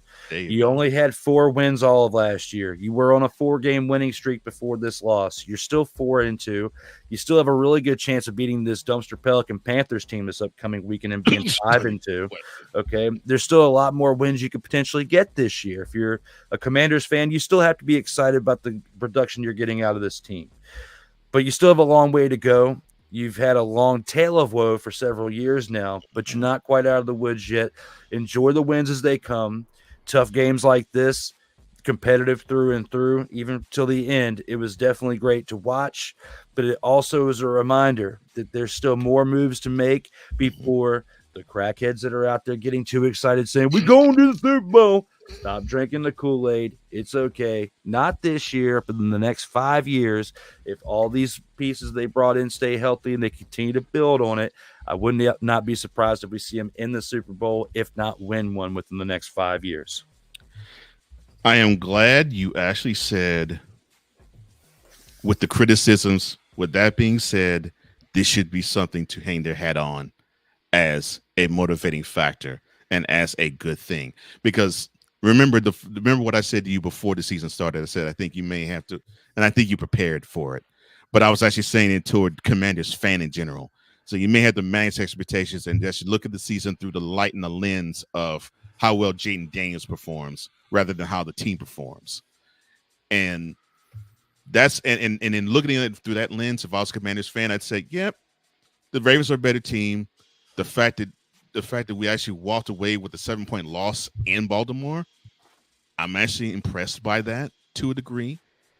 And that Jaden Daniels actually played a pretty good game. Not the best game, but he had played a pretty good game. And this is only his 6th NFL start. I like that. But yeah, I agree with you. I agree with you. I think they are missing a couple of pieces on the offensive line. I think the secondary needs to be improved too. Just from an outsider seeing things, I'm like, okay, the rest of the team I actually like seeing. As far as the Ravens are concerned, I would want to shave maybe a couple of those carries off of Jackson's total, but I do like the fact that he wants to show that he can be efficient and do damage in the pocket. I like that. And I also like the fact that he is usurping, wanting to dominate, running the ball. And he says, okay, I got a horse behind me. I can ride him. And everyone else can ride him too. And we can actually have this guy take us to the Super Bowl. And I think the sooner he gets that thought process in him and he actually rides that wave, the more dangerous this team will be. And it looks like they're hitting their stride, because once I think he started to realize it, they've been averaging 30, 31, 32 points a game. So yeah, kudos to both teams. Both teams are 4-2. The Ravens improved to 4-2. The Commanders fall to 4-2. But kudos to both of you, because the Beltway area, you all have two good teams. You all should be proud of both of them. I know I am, and I don't even live in the area, and I don't root for either team. And that is this week's Game of the Week, and that concludes this week's opening drive. When we come back, we'll award the Dog of the Week, or the Grand Champ.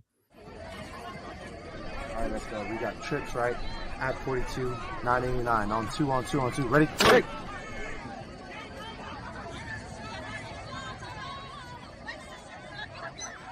We're just getting started. Total Football Talk will return right after this. Whether it's news, the largest egg producer finds bird flu in chickens at a Texas plant, weather, devastating tornadoes rip through the heart of the United States, inspiration, a breast cancer survivor completed the journey of chemotherapy and now begins a future one of matrimony, or sports. Michael Jordan is shown on a photo with Diddy. LeBron James has a video extolling the virtues of a Diddy party. This has been yet another Beating a Dead Horse presentation. We got you covered. BS3 Network, in association with Comey Media Incorporated, proudly present The Morning Shift with Cole Johnson. Live every weekday at 8 a.m. Eastern, 7 a.m. Central.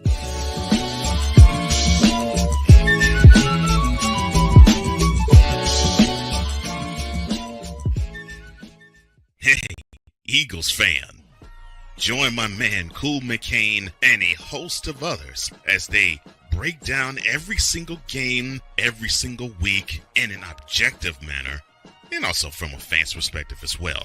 Remember, this cast feels just like you. Nobody likes you. And you don't care. Fly, Eagles, fly. Eagles Elite Podcast, every Wednesday at 8:30 p.m. Eastern, on YouTube and other podcast outlets.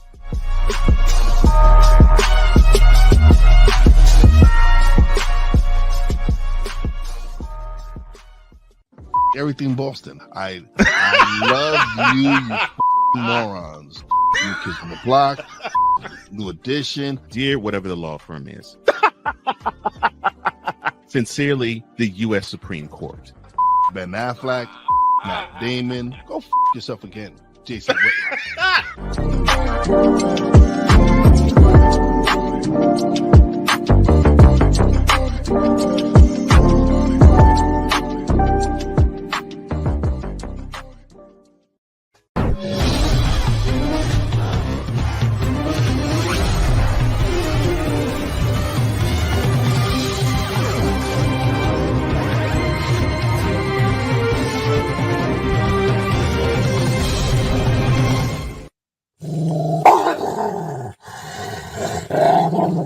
Get him!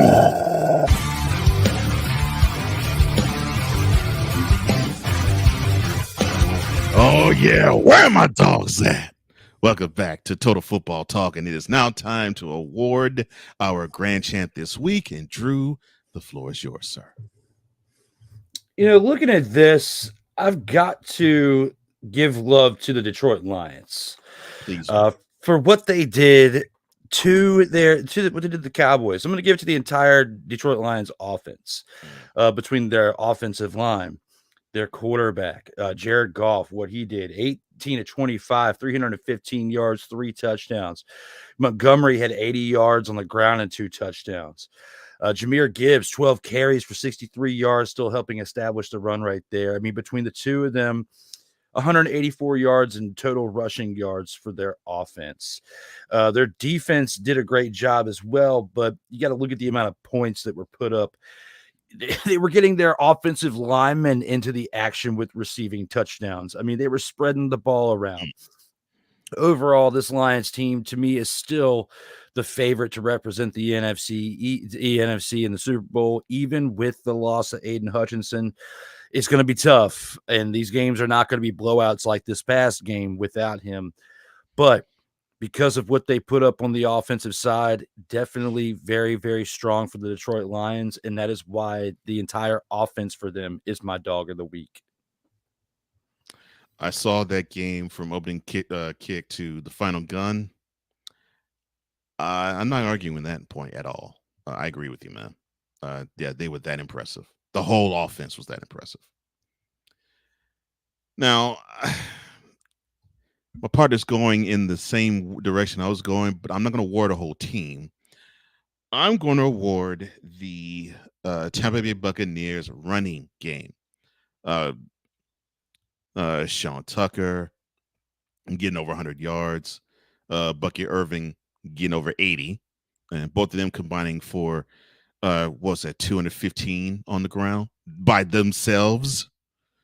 And then, yeah, even Baker Mayfield, yes, you threw 3 picks, but you at least you almost gave contributed 30 yards on the ground yourself. I don't know if y'all realize how hard it is to run for over 200 yards on an NFL defense. This team ran for 277 yards against an NFL defense. Teams, they would love to split that in two and have 134 or 133 yards one game and 134 yards the next. They basically had 2 decent games worth of rushing yards in one. And so kudos to the Bucks running game. You all were the reason why that 27-24 deficit turned into a 51-27 rout. And we both appreciate what you did, but I have to give you all kudos and credit. Good job, guys. Good job. All right. Well, if no thoughts have been given, let's head on.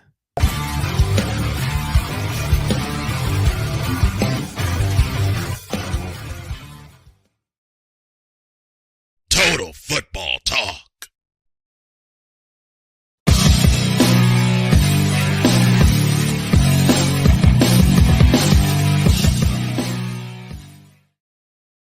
All right, welcome to Featured Attractions, where we pick three of the best games, or I should say two of the best games, and we also preview the next Monday night game. But we'll skip that. So we'll preview the two of the best games of the upcoming week. So we'll begin with the Fox Sunday game, 1 p.m. kickoff, all times Eastern. The Detroit Lions, we heaped a whole lot of praise in their direction, as we should, at 4-1. They will go to the Twin Cities to play against the 5-0 Minnesota Vikings, one of the two left undefeated teams, if I'm not mistaken, in the league. We'll start with the Lions. All right, so we see that they have this two-headed monster in the running game between David Montgomery and Jahmyr Gibbs. We also see the Vikings defensive front. They seem to be very stubborn in giving up rushing yards. Can the Lions running attack penetrate that stubborn Vikings defensive front?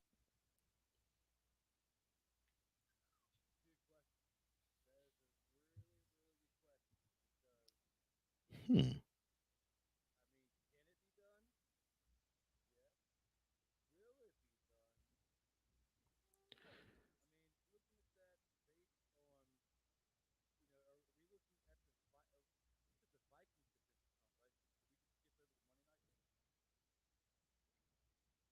Hmm. Yeah, I think it's I agree with that. If they can continue that, it's going to be really difficult, but hopefully they will be able to. Go ahead. So was my mic not on? It was on, but you sounded muffled. Yeah. I might have accidentally hit the wrong button. But anyway, at the same time, I asked a question. I said, did we skip over the Monday night game? Because you asked about the Vikings. Yeah, I did. Okay.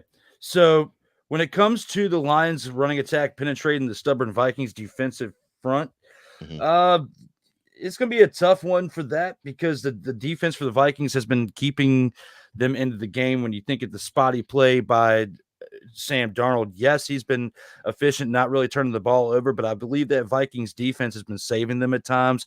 You look at what happened in the Jets game the previous week, and it came down to that final play by the Stephon Gilmore on defense with that catch in the end and interception. So the defense was going to keep the Vikings in the game here. Looking at it for what it is, I'm going to have to say that the Lions can, but it's not going to be as easy as you would think. Agreed. I don't think it will be. But I think this is their identity, so now I know they're going to have to attempt doing it. Now, how long they will stay with it, and if they have success in doing it, that's a whole different story. Now, flipping the coin to the other side. Now, we're dealing with, of course, a team that's undefeated. And defensively, that is where they've hung their hat. It's sort of like the NFC version of the Steelers, but they've been a little more successful. And they've actually had a little bit more explosive plays down the field offensively. But I've noticed there has been some inconsistency defensively offensively defensively they've been very consistent. Can the Vikings offense consistently raise their level of play to match what their defense does? That's another good question, but at the same time, I don't know. That's a question that is very tough to answer. Where only time will tell. We shall see if that happens. Okay. All right. So in this a battle of AFC North Titans for this year, who do you have? This game right here, I think the Lions are going to be able to upset the Vikings' hopes of going undefeated this year. Vikings fall to 5-1, Lions improved to 5-1, and that's what I have. Okay, so has the Vikings going from the undefeated. I think I might do the same because the Vikings offensively, to me, I think that's where I'm seeing where they could be gotten. And then Lions defense is no slouch. And I think if they can just compete the way they have the rest of this year, I think the Vikings will have a little trouble executing against them offensively. All right, the Fox Sunday evening game, 4:25 kickoff. The Chiefs they're going to Santa Clara to play against 49ers. Yes, Super Bowl 58 rematch. Chiefs 5-0. The 49ers are 3-3. All right. So the Chiefs, we know them for being explosive on offense. Andy Reid is this bright offensive mind. Patrick Mahomes is known as the quarterback of this generation. Travis Kelce is known as the tight end of this generation. And now they have nice pieces like Xavier Worthy to go along with them. And Isaiah Pacheco, when he went down, was the main cog on the running tip. And now you got Kareem Hunt, who's back on the team, who seems to actually have some sort of presence. However, this team has gotten to 5-0 more defensively than offensively. When will the Chiefs defense get more credit for their team's overall success? I mean, we've been giving it to them all season long. It's just the main networks aren't really doing as much of a good job at giving them the credit they're due, because the offense has been struggling at certain points. I wouldn't say struggling overall, more so inconsistent, just because they need a little bit more work in some ways than others. But the defense is definitely what's carried them to the 5-0 record so far. Yeah, there's no question about that. With Bolton and to me, the best player in their team, Chris Jones. Yeah, there's no reason why they don't get more love than they get nationwide, but they definitely get it here. On the other side, the 49ers, they seem to, I don't know, they can run the ball and they can stop teams sometimes, but they seem to be really susceptible to the run. Are they missing Dre Greenlaw? I mean, he does make an impact on the defense, but he isn't the entirety of that defense at the same time. So, I mean, do they miss him? I think in some aspects, but this game's going to definitely be the decisive factor in that. And for those who don't know, Dre Greenlaw is one of the middle linebackers for the 49ers, and he's considered basically the spark plug of the team and the soul of it. All right, so between the Chiefs and the 49ers, who do you have going? Chiefs 6-0 or the 49ers 4-3? You know, the Chiefs are going to have to lose a game at some point. I agree. But I disagree with Dre Greenlaw being the spark of the team. I think that the real spark of the team is C-Mac, because their offense hasn't been as explosive without him. He might be the spark of the defense, but since C-Mac has come over there, you could definitely see a little bit more excitement when they play. You can argue that Brock Purdy wouldn't be what he is without somebody like C-Mac on that team. I think that him not being here has made more of an impact on this team throughout this season so far. And with that being said, that's why they are where they are at this point at 3-3. Not so much on Greenlaw.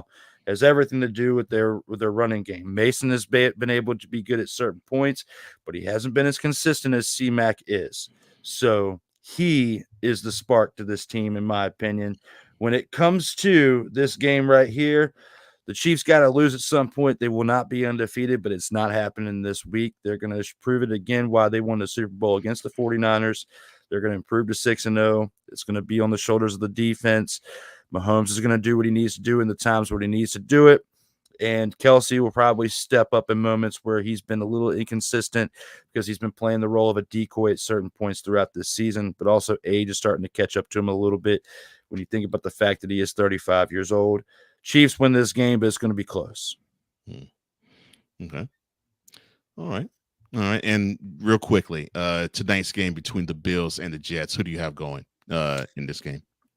When it comes to this game right here, the Bills definitely need to rebound with the hits they've taken here recently.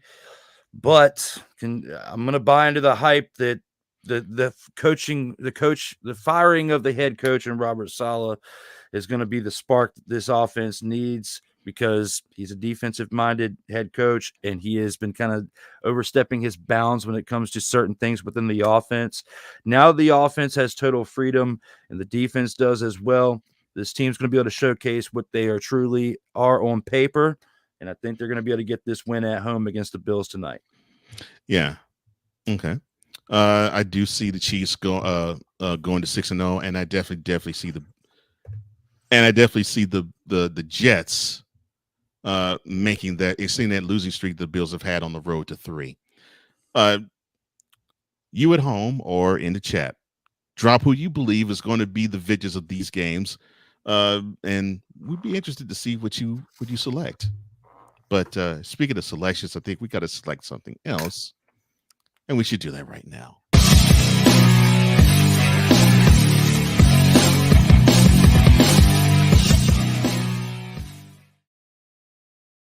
Total Football Talk.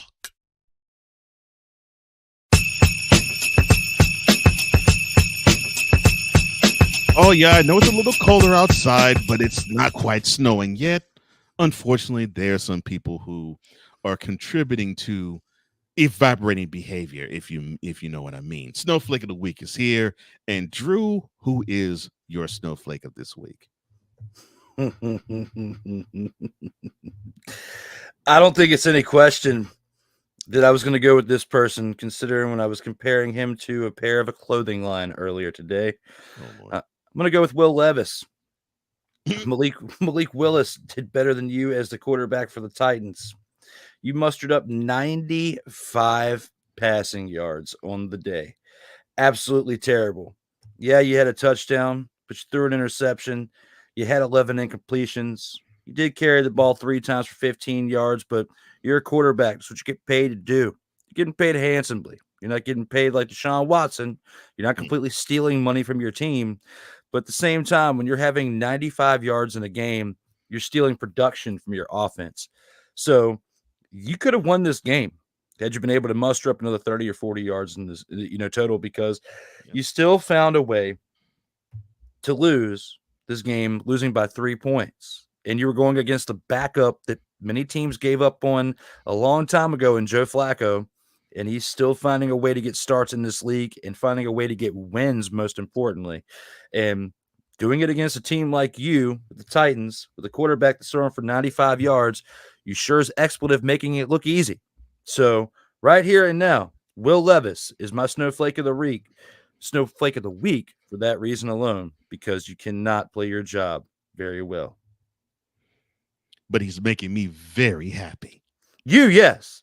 But the average football fan who likes to see a good game, even if their team isn't playing, I still want to see the Titans lose, but at least have a little bit more action out of your quarterback.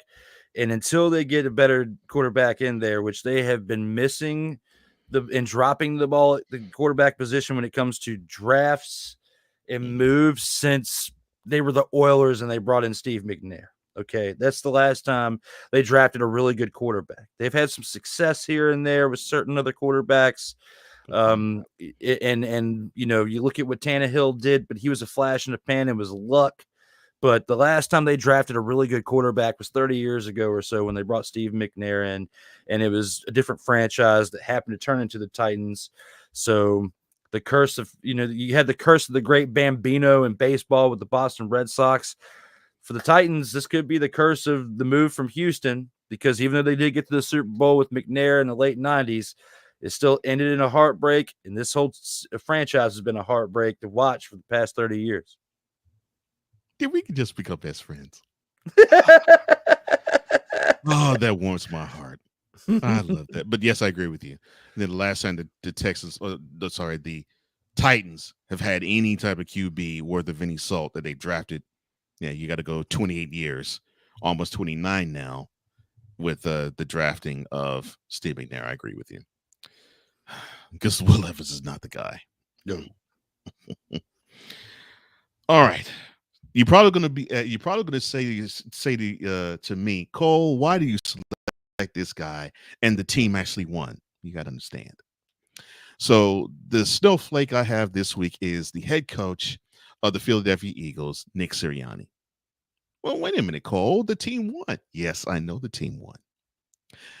What I didn't like was the fact that when the clock ticked down, you saw this mental midget turn to Eagles fan in the stands and was chewing them out. Sort of like the now what? Now say something. What do you got to say now?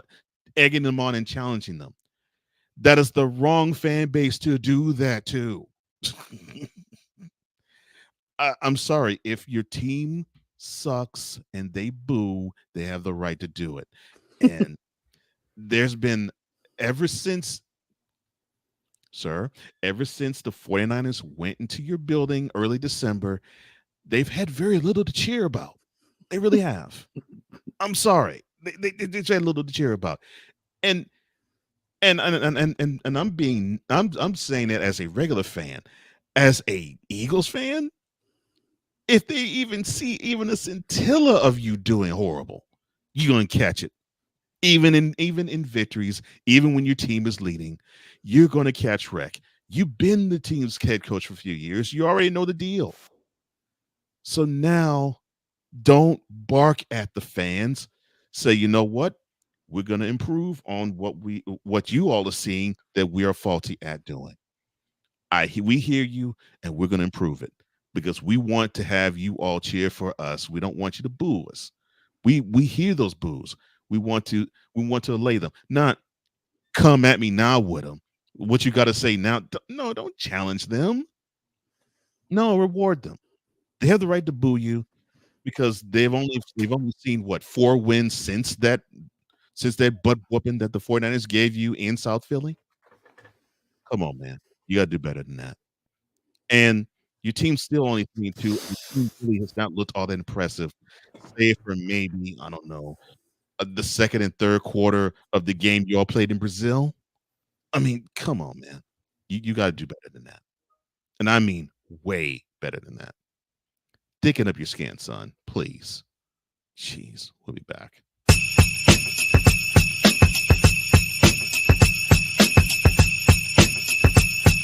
Later, the post game. But coming up next, the 2-minute drill. This is Total Football Talk. Comey Media Incorporated.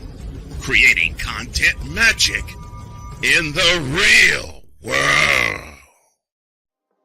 In a world where chronicles of the past are brought to the streams, whether the content is relatable or completely beyond your realm of life, there is no shadow of a doubt that this show is absolutely full of shenanigans. Get ready for D. Willie in the evening.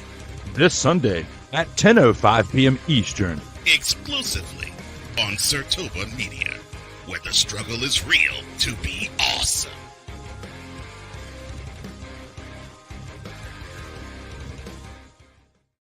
Hey, ladies and gentlemen. Hey, look. Hey, stop playing games. Y'all already know. Go ahead and toss him some Willie bucks. Ain't nobody playing around. Hey, $ D Willie 87. Go ahead, hit him up on the Cash App, and go ahead and give him some Willie bucks. Look at Drew looking stoic, ladies and gentlemen. Stoic on that $10 bill. So go ahead, slide my man over some Willie bucks, and we good. That's all I'm saying. We good. How about some Willie bucks? Sertoba Media, where the struggle is real to be awesome. Oh, yes. The tradition, the pageantry, the spectacle, the history, the slut. Wait. I gotta rep my brother's stuff right. All my DMV soldiers, stand up! And welcome to the Commander's Gridiron Report. If you want your commanders to be repped right, well, D. Willie is your man. Commander's Gridiron Report. Every Tuesday at 1:05 p.m. Eastern, 12:05 a.m. Central on the Sertoba Media YouTube channel. Music by J. Cool. Where my soldiers, right side, commanders. Where my soldiers, left side, commanders.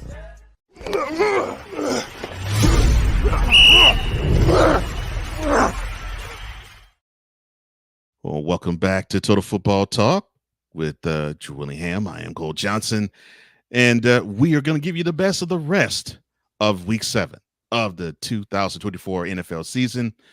Keep in mind, the Bears and the Cowboys are on byes for this coming week. That's right. Oh, thank God. The Bears at 4-2, the Cowboys at 3-3 are having byes this week, so we don't have to worry about those two for the slate of games that's upcoming.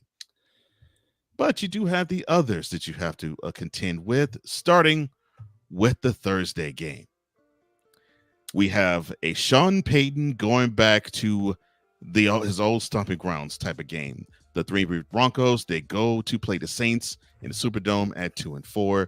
Prime Video has the game at 8:15 for the open kickoff. Who do you have in this one? Broncos play against the Saints backup quarterback again. I mean, well, like this past week when I think the Broncos are going to win. It's probably going to be one of our ugliest games of the week, but I just like what they've got going on over there for the future for the Broncos. They need to bring in some more pieces during the offseason, like we talked about earlier. But without Derek Carr at the helm and with some other question marks around that Saints team, I think that they've got a little bit more established with their rookie quarterback in comparison to their backup for the Saints, that being the rookie quarterback of the Broncos. I'm going with the Broncos in this game to win by 3 to 7 points. Not 37, but 3 to 7 points. I choose the Broncos too. I think it's going to be an ugly game. I agree with you. I think they have the piece that they could build around in Bo Nix. Now they just have to get the pieces, proper pieces to build around them. 100% agree with you. All right. Now we go to the Sunday game and the the England game. This actually will be in Wembley Stadium. They haven't played in Wembley yet, but they will be playing in Wembley in this one. 9:30 a.m. kick. NFL Network will carry it. The 1-5 Patriots and the 1-5 Jaguars. Which team will not play as bad as the other? No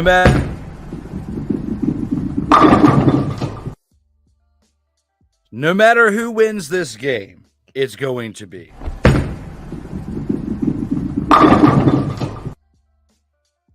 the only way I'll be able to raise my level of interest is if Mac Jones is the starting quarterback for the Jaguars and we see the past starting quarterback of the Patriots versus the current future starting quarterback of the Patriots. Regardless of who wins this game, it doesn't matter because both teams absolutely are not anywhere close to being competitive for this season. If the Patriots win this game decisively, I think Doug Peterson gets fired this week, after this week. Because you got to look at the fact that you have two teams here that are not playing, well at all. One's in a rebuild, which we understand with the Patriots, which this is understandable from them at this point. The Jaguars, there's no excuse for them to be 1-5 at this point when you consider where they were 2 years ago. If the Jags fall to 1-6, Doug Peterson gets fired. And if the Patriots fall to 1-6, the head coach over there in Mayo still has a job. I am going to predict that the Jags win this game because it is at home for them. I mean, no, it's a London game. Is this the London game again? It's a London game. So it's another London game for them. All right, so 9:30 a.m. I'm going with the Jags to win this game. Looking at how things have been for them over the past, season or two, it's definitely been heartbreaking to watch. I know it's horrible for my guys, Kyle Nash and Travis Holmes, do the Duval Dive show for Sartoba Media and many other platforms. But I'm going with the Jags to win this game. They'll improve to 2-5. The Patriots fall to 1-6. And that's basically what I have going on for this one. Well, of course I'm rooting for the Jags. I mean, Patriots, obviously, but the Jaguars should have more in the tank than the Patriots do. I agree with you. I think the Jags should win it. I'm rooting for the Patriots, but I think the Jags should win it. All right, now we get to the Sunday afternoon slate of games. Fox will carry this one between the Seahawks at 3-3 and the NFC South leading Atlanta Falcons at 4-2. Again, 1 p.m. is the kick. Atlanta is the place. Who do you have in this one? Considering the Seahawks have been very competitive this year and what they've been able to do with other teams, I think they're going to have a hard time with defending the offense of the Falcons because they've been on the come up and have been getting more and more consistent as this season has been going forward. Kirk Cousins, with what he's done here lately, definitely like what I'm seeing, especially with getting these young receivers active early in the games. With that being said, it is also a home game for the Falcons. I feel like they win and improve to 5-2. The Seahawks will fall to 3-4, but they will be probably one of the best teams in the league that has a losing record at that point. So you got to give them credit where it's due. It will be a close game, I believe. But at the end, regardless of how close it is, the Falcons are going to win this game. I agree with you. I think the best part about the Falcons, offensively for sure, is you don't know how they're going to come at you. They can dominate on the ground, or they can just throw for 500 yards against you. However they come at you, it's how they come at you. And it seems like Cousins is so well at feeling out the process. I love how they go about offensively, and it makes it difficult to game plan defensively against them properly. So I have the Falcons as well. All right, the Bills, right now they're 3-2. Of course, they'll have to play that Monday night game, and it will be a different record.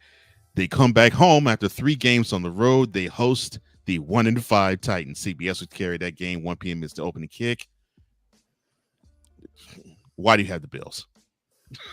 Yeah, regardless of what happens, in the Monday night game with the Jets, no matter what happens, the Titans are taking the.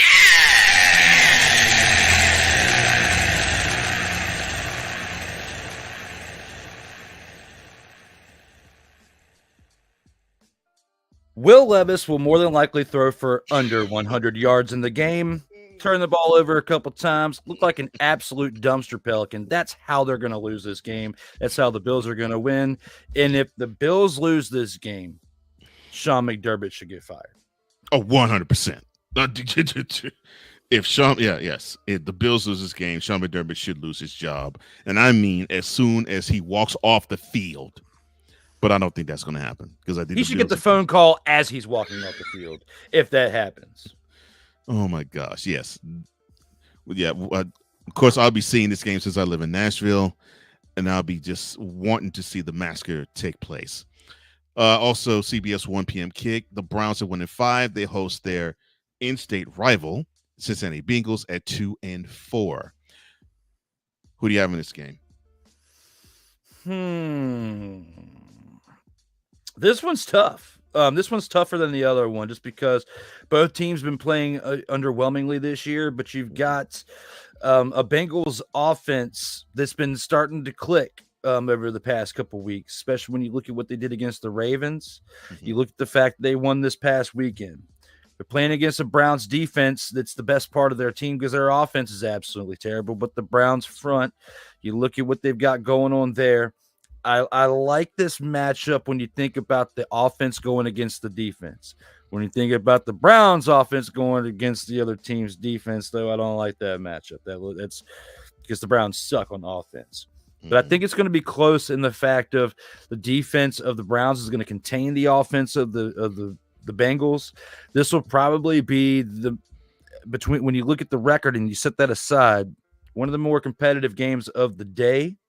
I'm going to go with the Bengals to win this game just because of the fact of how bad the Browns offense is. I'm going to have them improve to 3-4, get them closer to 500. The Browns will fall to 1-6 and be one step closer to having the number 1 overall pick next year. And that's just my opinion on this game. I'm with you on talent disparity and mental capacity disparity.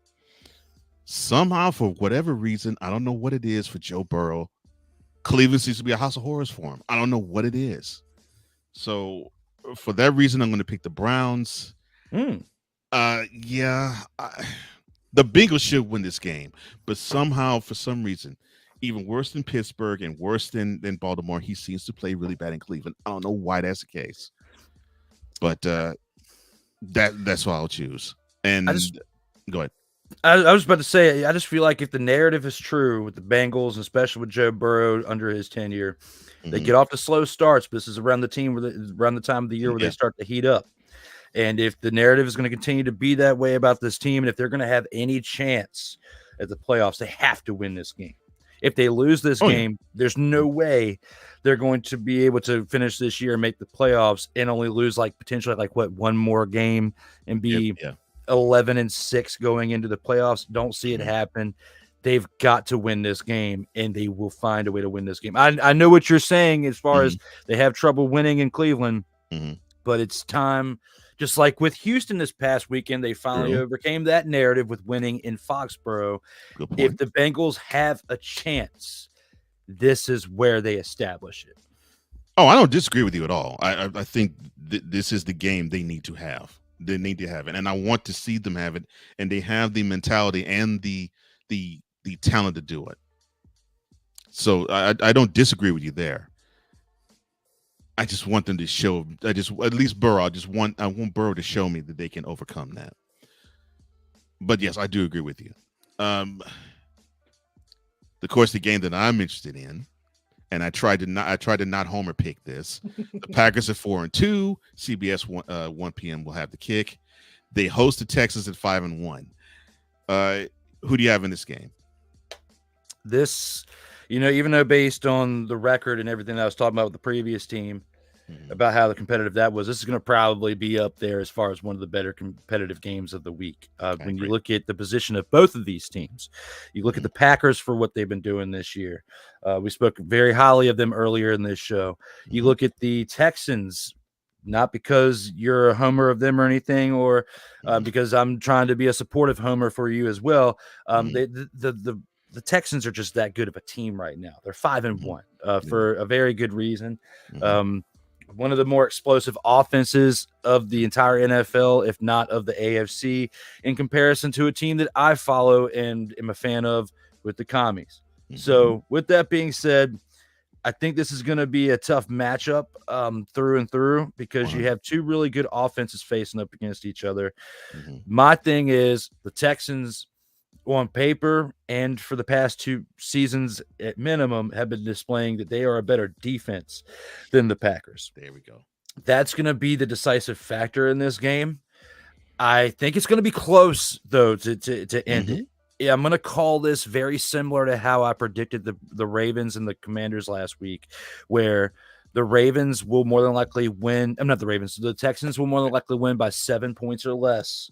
By the time we got to Commander's Gridiron Report, I was saying 10 points or less. And then my original prediction was 7 or less. Like I said on this show, became true.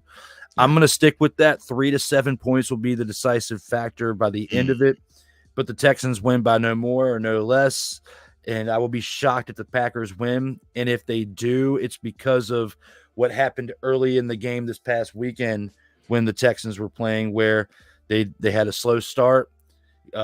CJ Stroud threw another interception or whatever the case may be, but they will have it. If they lose this game, it'll only be because of a slow start or a slow finish. And more so than not, the Texans have had slower starts and decent finishes. It hasn't been the other way around. So that's the only way that my prediction will go south, is if they have a slow start and can't recover. And just like I said earlier, they cannot continue to do this against good teams when they play them. And this is the beginning of that. If they get off to a good start, remain consistent on offense, not turning the ball over, and on defense, they play the way they know how, and containing that other offense, they'll win the game. Slow start, though, it's over, but I don't think it's going to happen that way. It's going to be a good game to the end. Texans win. I agree. I think the Texans need to get off to a fast start. And they need to establish that they're going to get off to that start so that they aren't battling uphill, because I think that's what the Packers want the Texans to do. They want to battle uphill.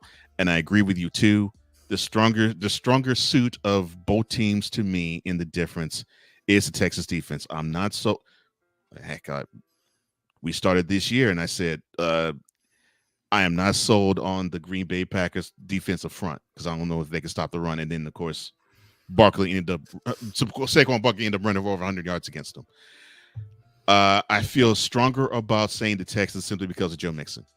His return seems to buoy the team's offensive production more. And because of that, I have the Texans as well. But I also agree with you. This is not going to be a blowout. It's going to be no more than 7 points. I think it's going to be probably 3 or 4 as the point differential for victory. Fox has this game at 1 p.m. The Indianapolis Colts at 3-3. They host the Miami Dolphins, coming off their bye at 1-4.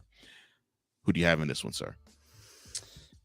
The Tua still and all this stuff going on with the Dolphins, I don't see them winning this game at all, regardless of who's playing quarterback for the Colts. Joe Flacco plays, they're going to find ways to win. Anthony Richardson plays, which I don't see him playing because I think he's still going to be out for a little bit. Right. It's going to be close in that aspect of if he turns the ball over or not. But more than likely, Joe Flacco plays. More than likely, he's safe with the football. The Dolphins continue to struggle. They're more than likely going to have a top 5 pick in the draft this year, whether Tua comes back or not. And they need to start planning for the future because it doesn't look like it's going to be with Tua, and it's not going to definitely be with Tua during this game. The Colts improved to 4-3. The Dolphins fall to 1-5, in my opinion, after this game. Yeah. Come on, Dolphins. I want you to beat the Colts, but I don't think any. I've heard a friend of mine say, y'all don't have the horses. And Flacco, all he has to do is play a solid game. He don't even have to play a mistake-free game against you guys. Just a solid game, and that's all he has to do. And the Colts will win. And unfortunately, I see the Colts doing that. All right, another Fox 1 p.m. kick. Actually, the last of the 1 p.m. games. The 2-4 Giants, they host their most hated arch rival, the Philadelphia Eagles, at 3-2. Who do you have in the Meadowlands? What a game this is going to be. Yeah. I'm being sarcastic because this game's going to suck. But it actually will be close because it's a division game. All the division games are close. You look at how the Commanders and the Giants were as a battle of field goals, but that win right there was the spark that the Commanders needed to win 3 more games after that in a total of 4 straight and to be at the top of the division. This could be the same thing for the Eagles. This could be a spark for them that they need because they've been kind of an up and down roller coaster this year based on how things have gone. Looking at that for what it is, I just don't see the Giants winning this home game. The Eagles lose this game. I think those talks about Nick Sirianni getting canned during the season become even closer to being true because he is on the hot seat week after week after week. They pulled it out this past week. If you lose to a team of the Giants who are 2-4 and they improve to 3-4 and you fall to 3-3, that's going to be the beginning, closer towards the end for Nick Sirianni. However, I don't think it's going to happen. This is going to be a Saquon versus the Giants matchup. He's going to go. They're going to find a way to feed him the ball. They were feeding him the ball in the last game, but he was facing against a defensive front that was able to contain him. The Giants defense is not anywhere close to being of that caliber. He should be able to get a north of 100 yards in this game, and the Eagles win this game decisively by 10 or more points. You hit the nail on the head for me. A motivated Saquon Barkley, not just playing against his former team, but actually playing against his former team in his former building. Yeah, I think that's going to be what's going to propel the Eagles over the Giants.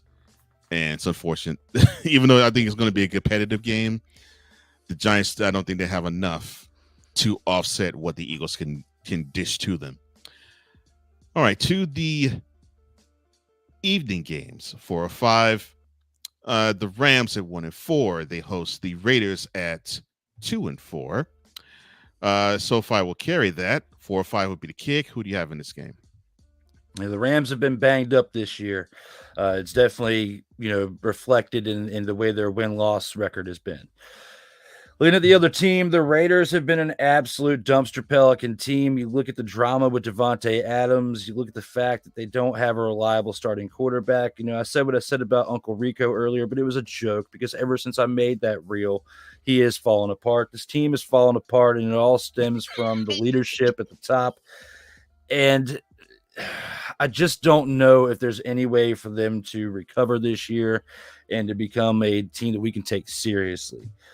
This game right here, the Rams need to win. Coming off of a bye week, Matthew Stafford getting a little bit of rest. They've been banged up at several positions throughout that team. They really need this win if they have any chance at least securing a playoff spot this year. They barely made it into there last year. They're barely going to make it in there this year if they don't turn things around right here and now. But I feel like the Rams, if they're going to have a really good chance of turning it around and starting a decent run for the second half of the season, it has to start this week. Coming off a bye week, they need to rebuild build some momentum within their team. They're playing a team they can easily start that off with in the Raiders. You got to do it now if we're going to take you seriously, and I feel like they can. The Rams win this game at home. I agree. I think the Raiders are unfortunately in a tailspin, then a downward spiral. I think they need to pull out of it, and I don't know how they're going to. And I don't think they will pull out of it here, going to LA. The other 405 game, the Commanders at 4-2, boat racing. Hosting the Carolina Panthers at 1-5. All right, tell me the reason why the Commanders are going to beat the Panthers. Well, coming off of a loss in the Beltway game against the Ravens last week, even though you lost, still a confidence boost to be able to go against a team like that was in the AFC Championship this past year, that you were, 2 or 3 decisions away from potentially tying the game up and potentially winning that game on the road and extending your win streak. I don't believe that you're going to go play a game like that against a team like the Ravens and go backwards and lose against a team like the Panthers, who, even though they've played better under Andy Dalton as the quarterback, they're an absolute dumpster Pelican team. No matter what happens, the commies are going to serve the Panthers a big fat.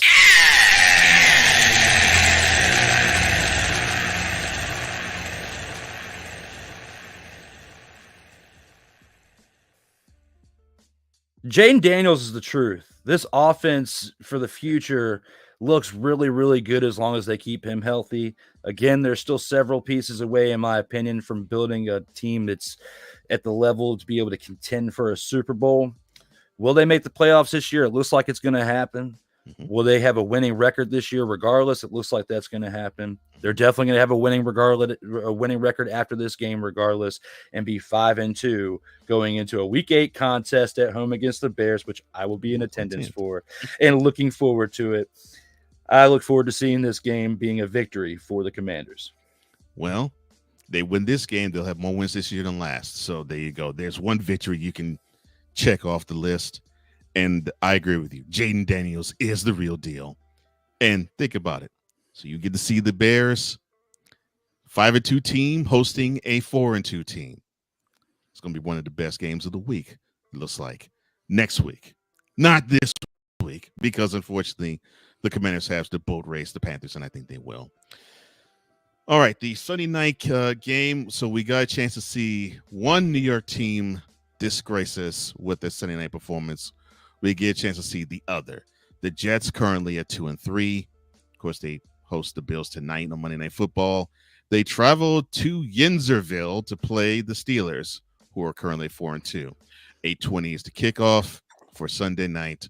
Who do you have in this one? Regardless of if they win the Monday night game or not, they are going to lose this one. And that being the Jets losing to the Steelers, because look at the Steelers defense. We've talked about it all year long. One of the strongest suits, unless something major happens during practice this week. I don't see any reason why the Steelers defense would be what causes them the win here. The only way that the Steelers will lose this game is if Fields goes out there and reverts backwards and throws several interceptions or fumbles the ball multiple times or has a Will Levis type of game where he passes for 95 yards in a game. And then by that point, if it was that ugly and it was all in the first half, they would probably most likely turn to Russell Wilson in that case, because he has been suited up, even though they haven't had a legitimate reason to put him in the game. Even though it could go to that point, I don't see it happening. I see Aaron Rodgers struggling against that defense until Aaron Rodgers proves that he is the Aaron Rodgers of old and can carve up defenses like he used to, which he doesn't have the offensive line to give him the time to do that. Nope. I don't see that happening. The Steelers win this game Sunday night, and probably by 10 points or so. You hit the nail on the head. The only way I can see the Jets winning this game is if it becomes a giveaway fest, and if the Jets defense just force one takeaway after another.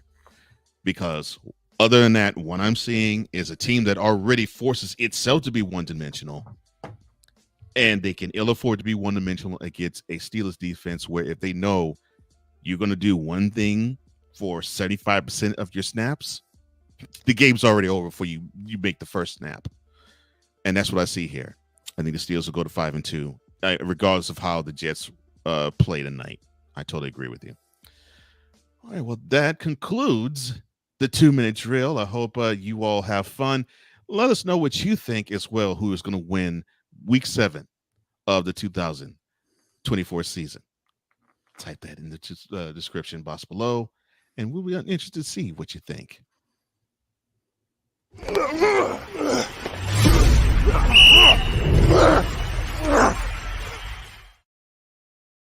Total football talk. As long as it's one. Oh, that's great. I love it. And now we come to the end of the program where we do the post game. Now, this is where we give our final thoughts as to what has happened in the week prior. And for his final thoughts in the post game, Drew, the floor is yours, sir. Definitely like what I'm seeing out of the Washington Commanders team. I speak about them on the Commanders Gridiron Report. I'll talk about them here. Definitely each and every week they're restoring my confidence in them.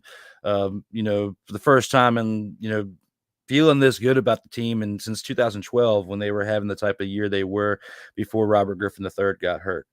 I'm still not drinking too much of the Kool-Aid yet because, again, it's like I said before, it's going to take until we get to week 8 for me to really, truly really get a feel for this team. Offensively, I really like what I'm seeing. They've gained my trust in the offense. It's the defense that's still giving up 30 points, 30-plus points, and it's not by the defensive fronts, not by the linebackers. It's all mainly based on that secondary. The pass defense definitely needs some help. The rush defense is doing okay, but they've been a little spotty at different points too. But for them to do what they did against the Ravens, I can't reiterate it enough in this show. I won't be able to reiterate it enough when I do the Commanders Gridiron Report, hopefully tomorrow if my work night goes well tonight. But Mondays have been a little rough for me, for the past month or so, just getting in the groove since I started a new schedule. And I've had to do the Commanders Gridiron Report on Fridays. Going to go back to Tuesdays. Just got to get that first real good one in there to get back acclimated into Tuesday schedule. And you'll see me on Tuesdays. But for right now, I've had to do it on Fridays just to keep up with everything and prioritize everything right. Just a little side note with the Commanders. Off subject with football. I want to give a shout out to Wise El Jefe. I noticed earlier that he had gotten to 75,000 views on YouTube, which is absolutely really cool. Whether it takes 13 years, like in his profile's case, it's still really cool to be able to achieve that. I look at the things that we've done here for Sartoba Media between myself, with Cole with his contributions with this program and then helping me out with other things with the other programs as well. Kyle, Travis, and even this week with the debut this Saturday of Corey Mann's show, Behind the Grind. It's a wrestling show that you'll see this Saturday. I'm not sure the exact time it'll debut, but this Saturday, the 19th, will be the debut episode for that. What we've been able to do with this channel, I created it a little over 2 years ago. It's only been 15 months since we started producing content for it. And inside 15 months, we're at 60,500 views. A lot of that comes from the shorts that I produce, that Kyle produces, the work that Cole has put in here with me on this program. I wouldn't be able to pull this off in this short amount of time where I'm giving praise to other people who it takes over a decade to get to that point. We're doing this in a little over a year. The credit has to be given to the other people that do this with me because, where the other person that I gave praise to feels the strain of trying to do something on your own, it's hard to do. And consistency is key. If you take breaks here and there, it makes it hard to reestablish what you've built. If you change the days and times of a show, it makes it tough. I mean, we have had our struggles with this show where we had it at a certain date and time. It was averaging 100 and some views at that time, but moving it here, moving it there. And it's only because we've had to prioritize our lives. It's nothing that we're experimenting on. It's like Cole's got a schedule, I got a schedule, and making it work. We now have to reestablish ourselves at this new time, which we're doing okay. But what's going to continue to help us as we go forward is the consistency. And that has definitely made a big difference. The shorts make a big difference. Sartoba Media has gained, I think, like 11 followers in the past week on YouTube, which is the most we've done in a while. And a lot of that comes from the shorts that Kyle Nash has produced. He's done a lot more shorts than I have. And those Jaguar shorts have been helping. Even the shorts that I've done, the one that we were talking about the Commanders last week, and I was getting the hate on there, that has like some 700 and some views. And we gained like 4 or 5 of those 11 followers from that. The rest came from the Jaguar stuff. This time I'm taking right now to just basically give progress reports is sometimes you do a video and it has like 5 or 10 views. It sucks. Like, especially if you put the time into the transitions and editing or whatever the case may be, whether you're live or you're not live, it doesn't feel good. But if you stay consistent and you have a plan and you don't quit, at some point you're going to start seeing results. It may take a year. It may take 2. It may take 10. But at some point, you're going to see the results that you want. You do what you do here, just like me and Cole do, for fun. Other people play video games and do things with their life for some type of extracurricular benefit. This is what we do. Instead of playing video games, this is what we do, and it's fun. If it takes off, great. That's the ultimate goal. Okay. We're not doing this completely for the video game, fun aspect of it. But these are small wins here and there that will eventually continue to stack up if you have the right attitude, you stay positive, and you don't quit. Everybody deserves a vacation. Okay. You need to take a week off. You want to go hang out with your family, whatever the case may be, that's fine. But the real reason why Sartoba Media has been building the way that it has is because we don't quit. We don't take a month off. We don't take other times off. We find time to do it, to get it done, and there's teamwork. Where one person may need a break, somebody else picks up the slack and continues moving. There's never a week where there's nothing on this channel. You want true growth, you find a way to make it all happen. Communication is key. Teamwork is a must. And that's how it works out. And I can't thank everybody else enough, whether it's Cole, Kyle, Travis, and soon to be Corey, and the others that will continue to grow here. We're doing something really cool and really special here. It's going to take more time, but 60,000 views in 15 months. Somebody else and posting an award or whatever that they got, some type of medal. I'm very proud of them. But I was like, let me go see where we're at, because we got to be close to 60,000 at this point. And I was like, wow, we're actually over 60,000. I went on and posted that unit. Just wanted to say, not rubbing anything in anybody's faces, but more so as a thank you to that person who's definitely watched product on there and the other people. When you are real and genuine, real things come to you. And this is exactly it.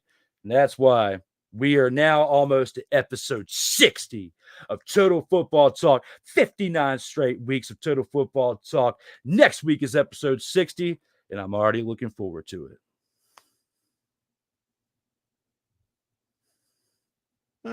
Wow. Good thoughts, man. Good thoughts. Wow. Powerful. And yeah, congratulations, Wise. 75,000 is nothing to sneeze at. I'm happy for you, brother. And I'm happy for you too for getting over 60,000. That's quite an achievement. And the time that you did, yeah, that is an achievement and a half. So congratulations to you too. Thanks, bro. I share it with you. Like I said, you've been here for it, and it's one of many more we'll definitely achieve. Oh, no question about that. Well, I remember where I was November the 18th, 1985. I was watching Monday Night Football. It was the Giants traveling to RFK to play the, well, they weren't called the Commanders. Then they were called another team, another name. But REDSKINS.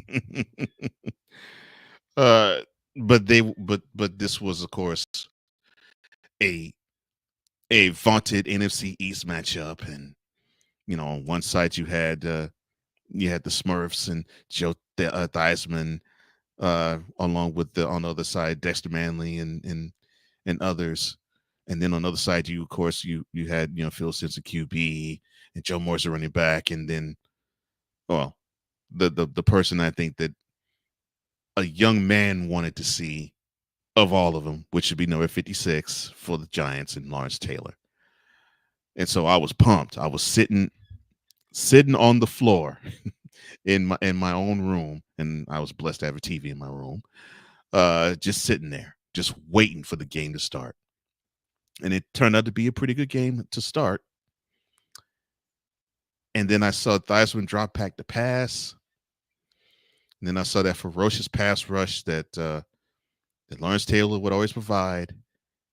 And I mean, he enveloped Theismann, tagging him for a sack. And I thought, okay, wow, that was a vicious pass rush, a vicious sack.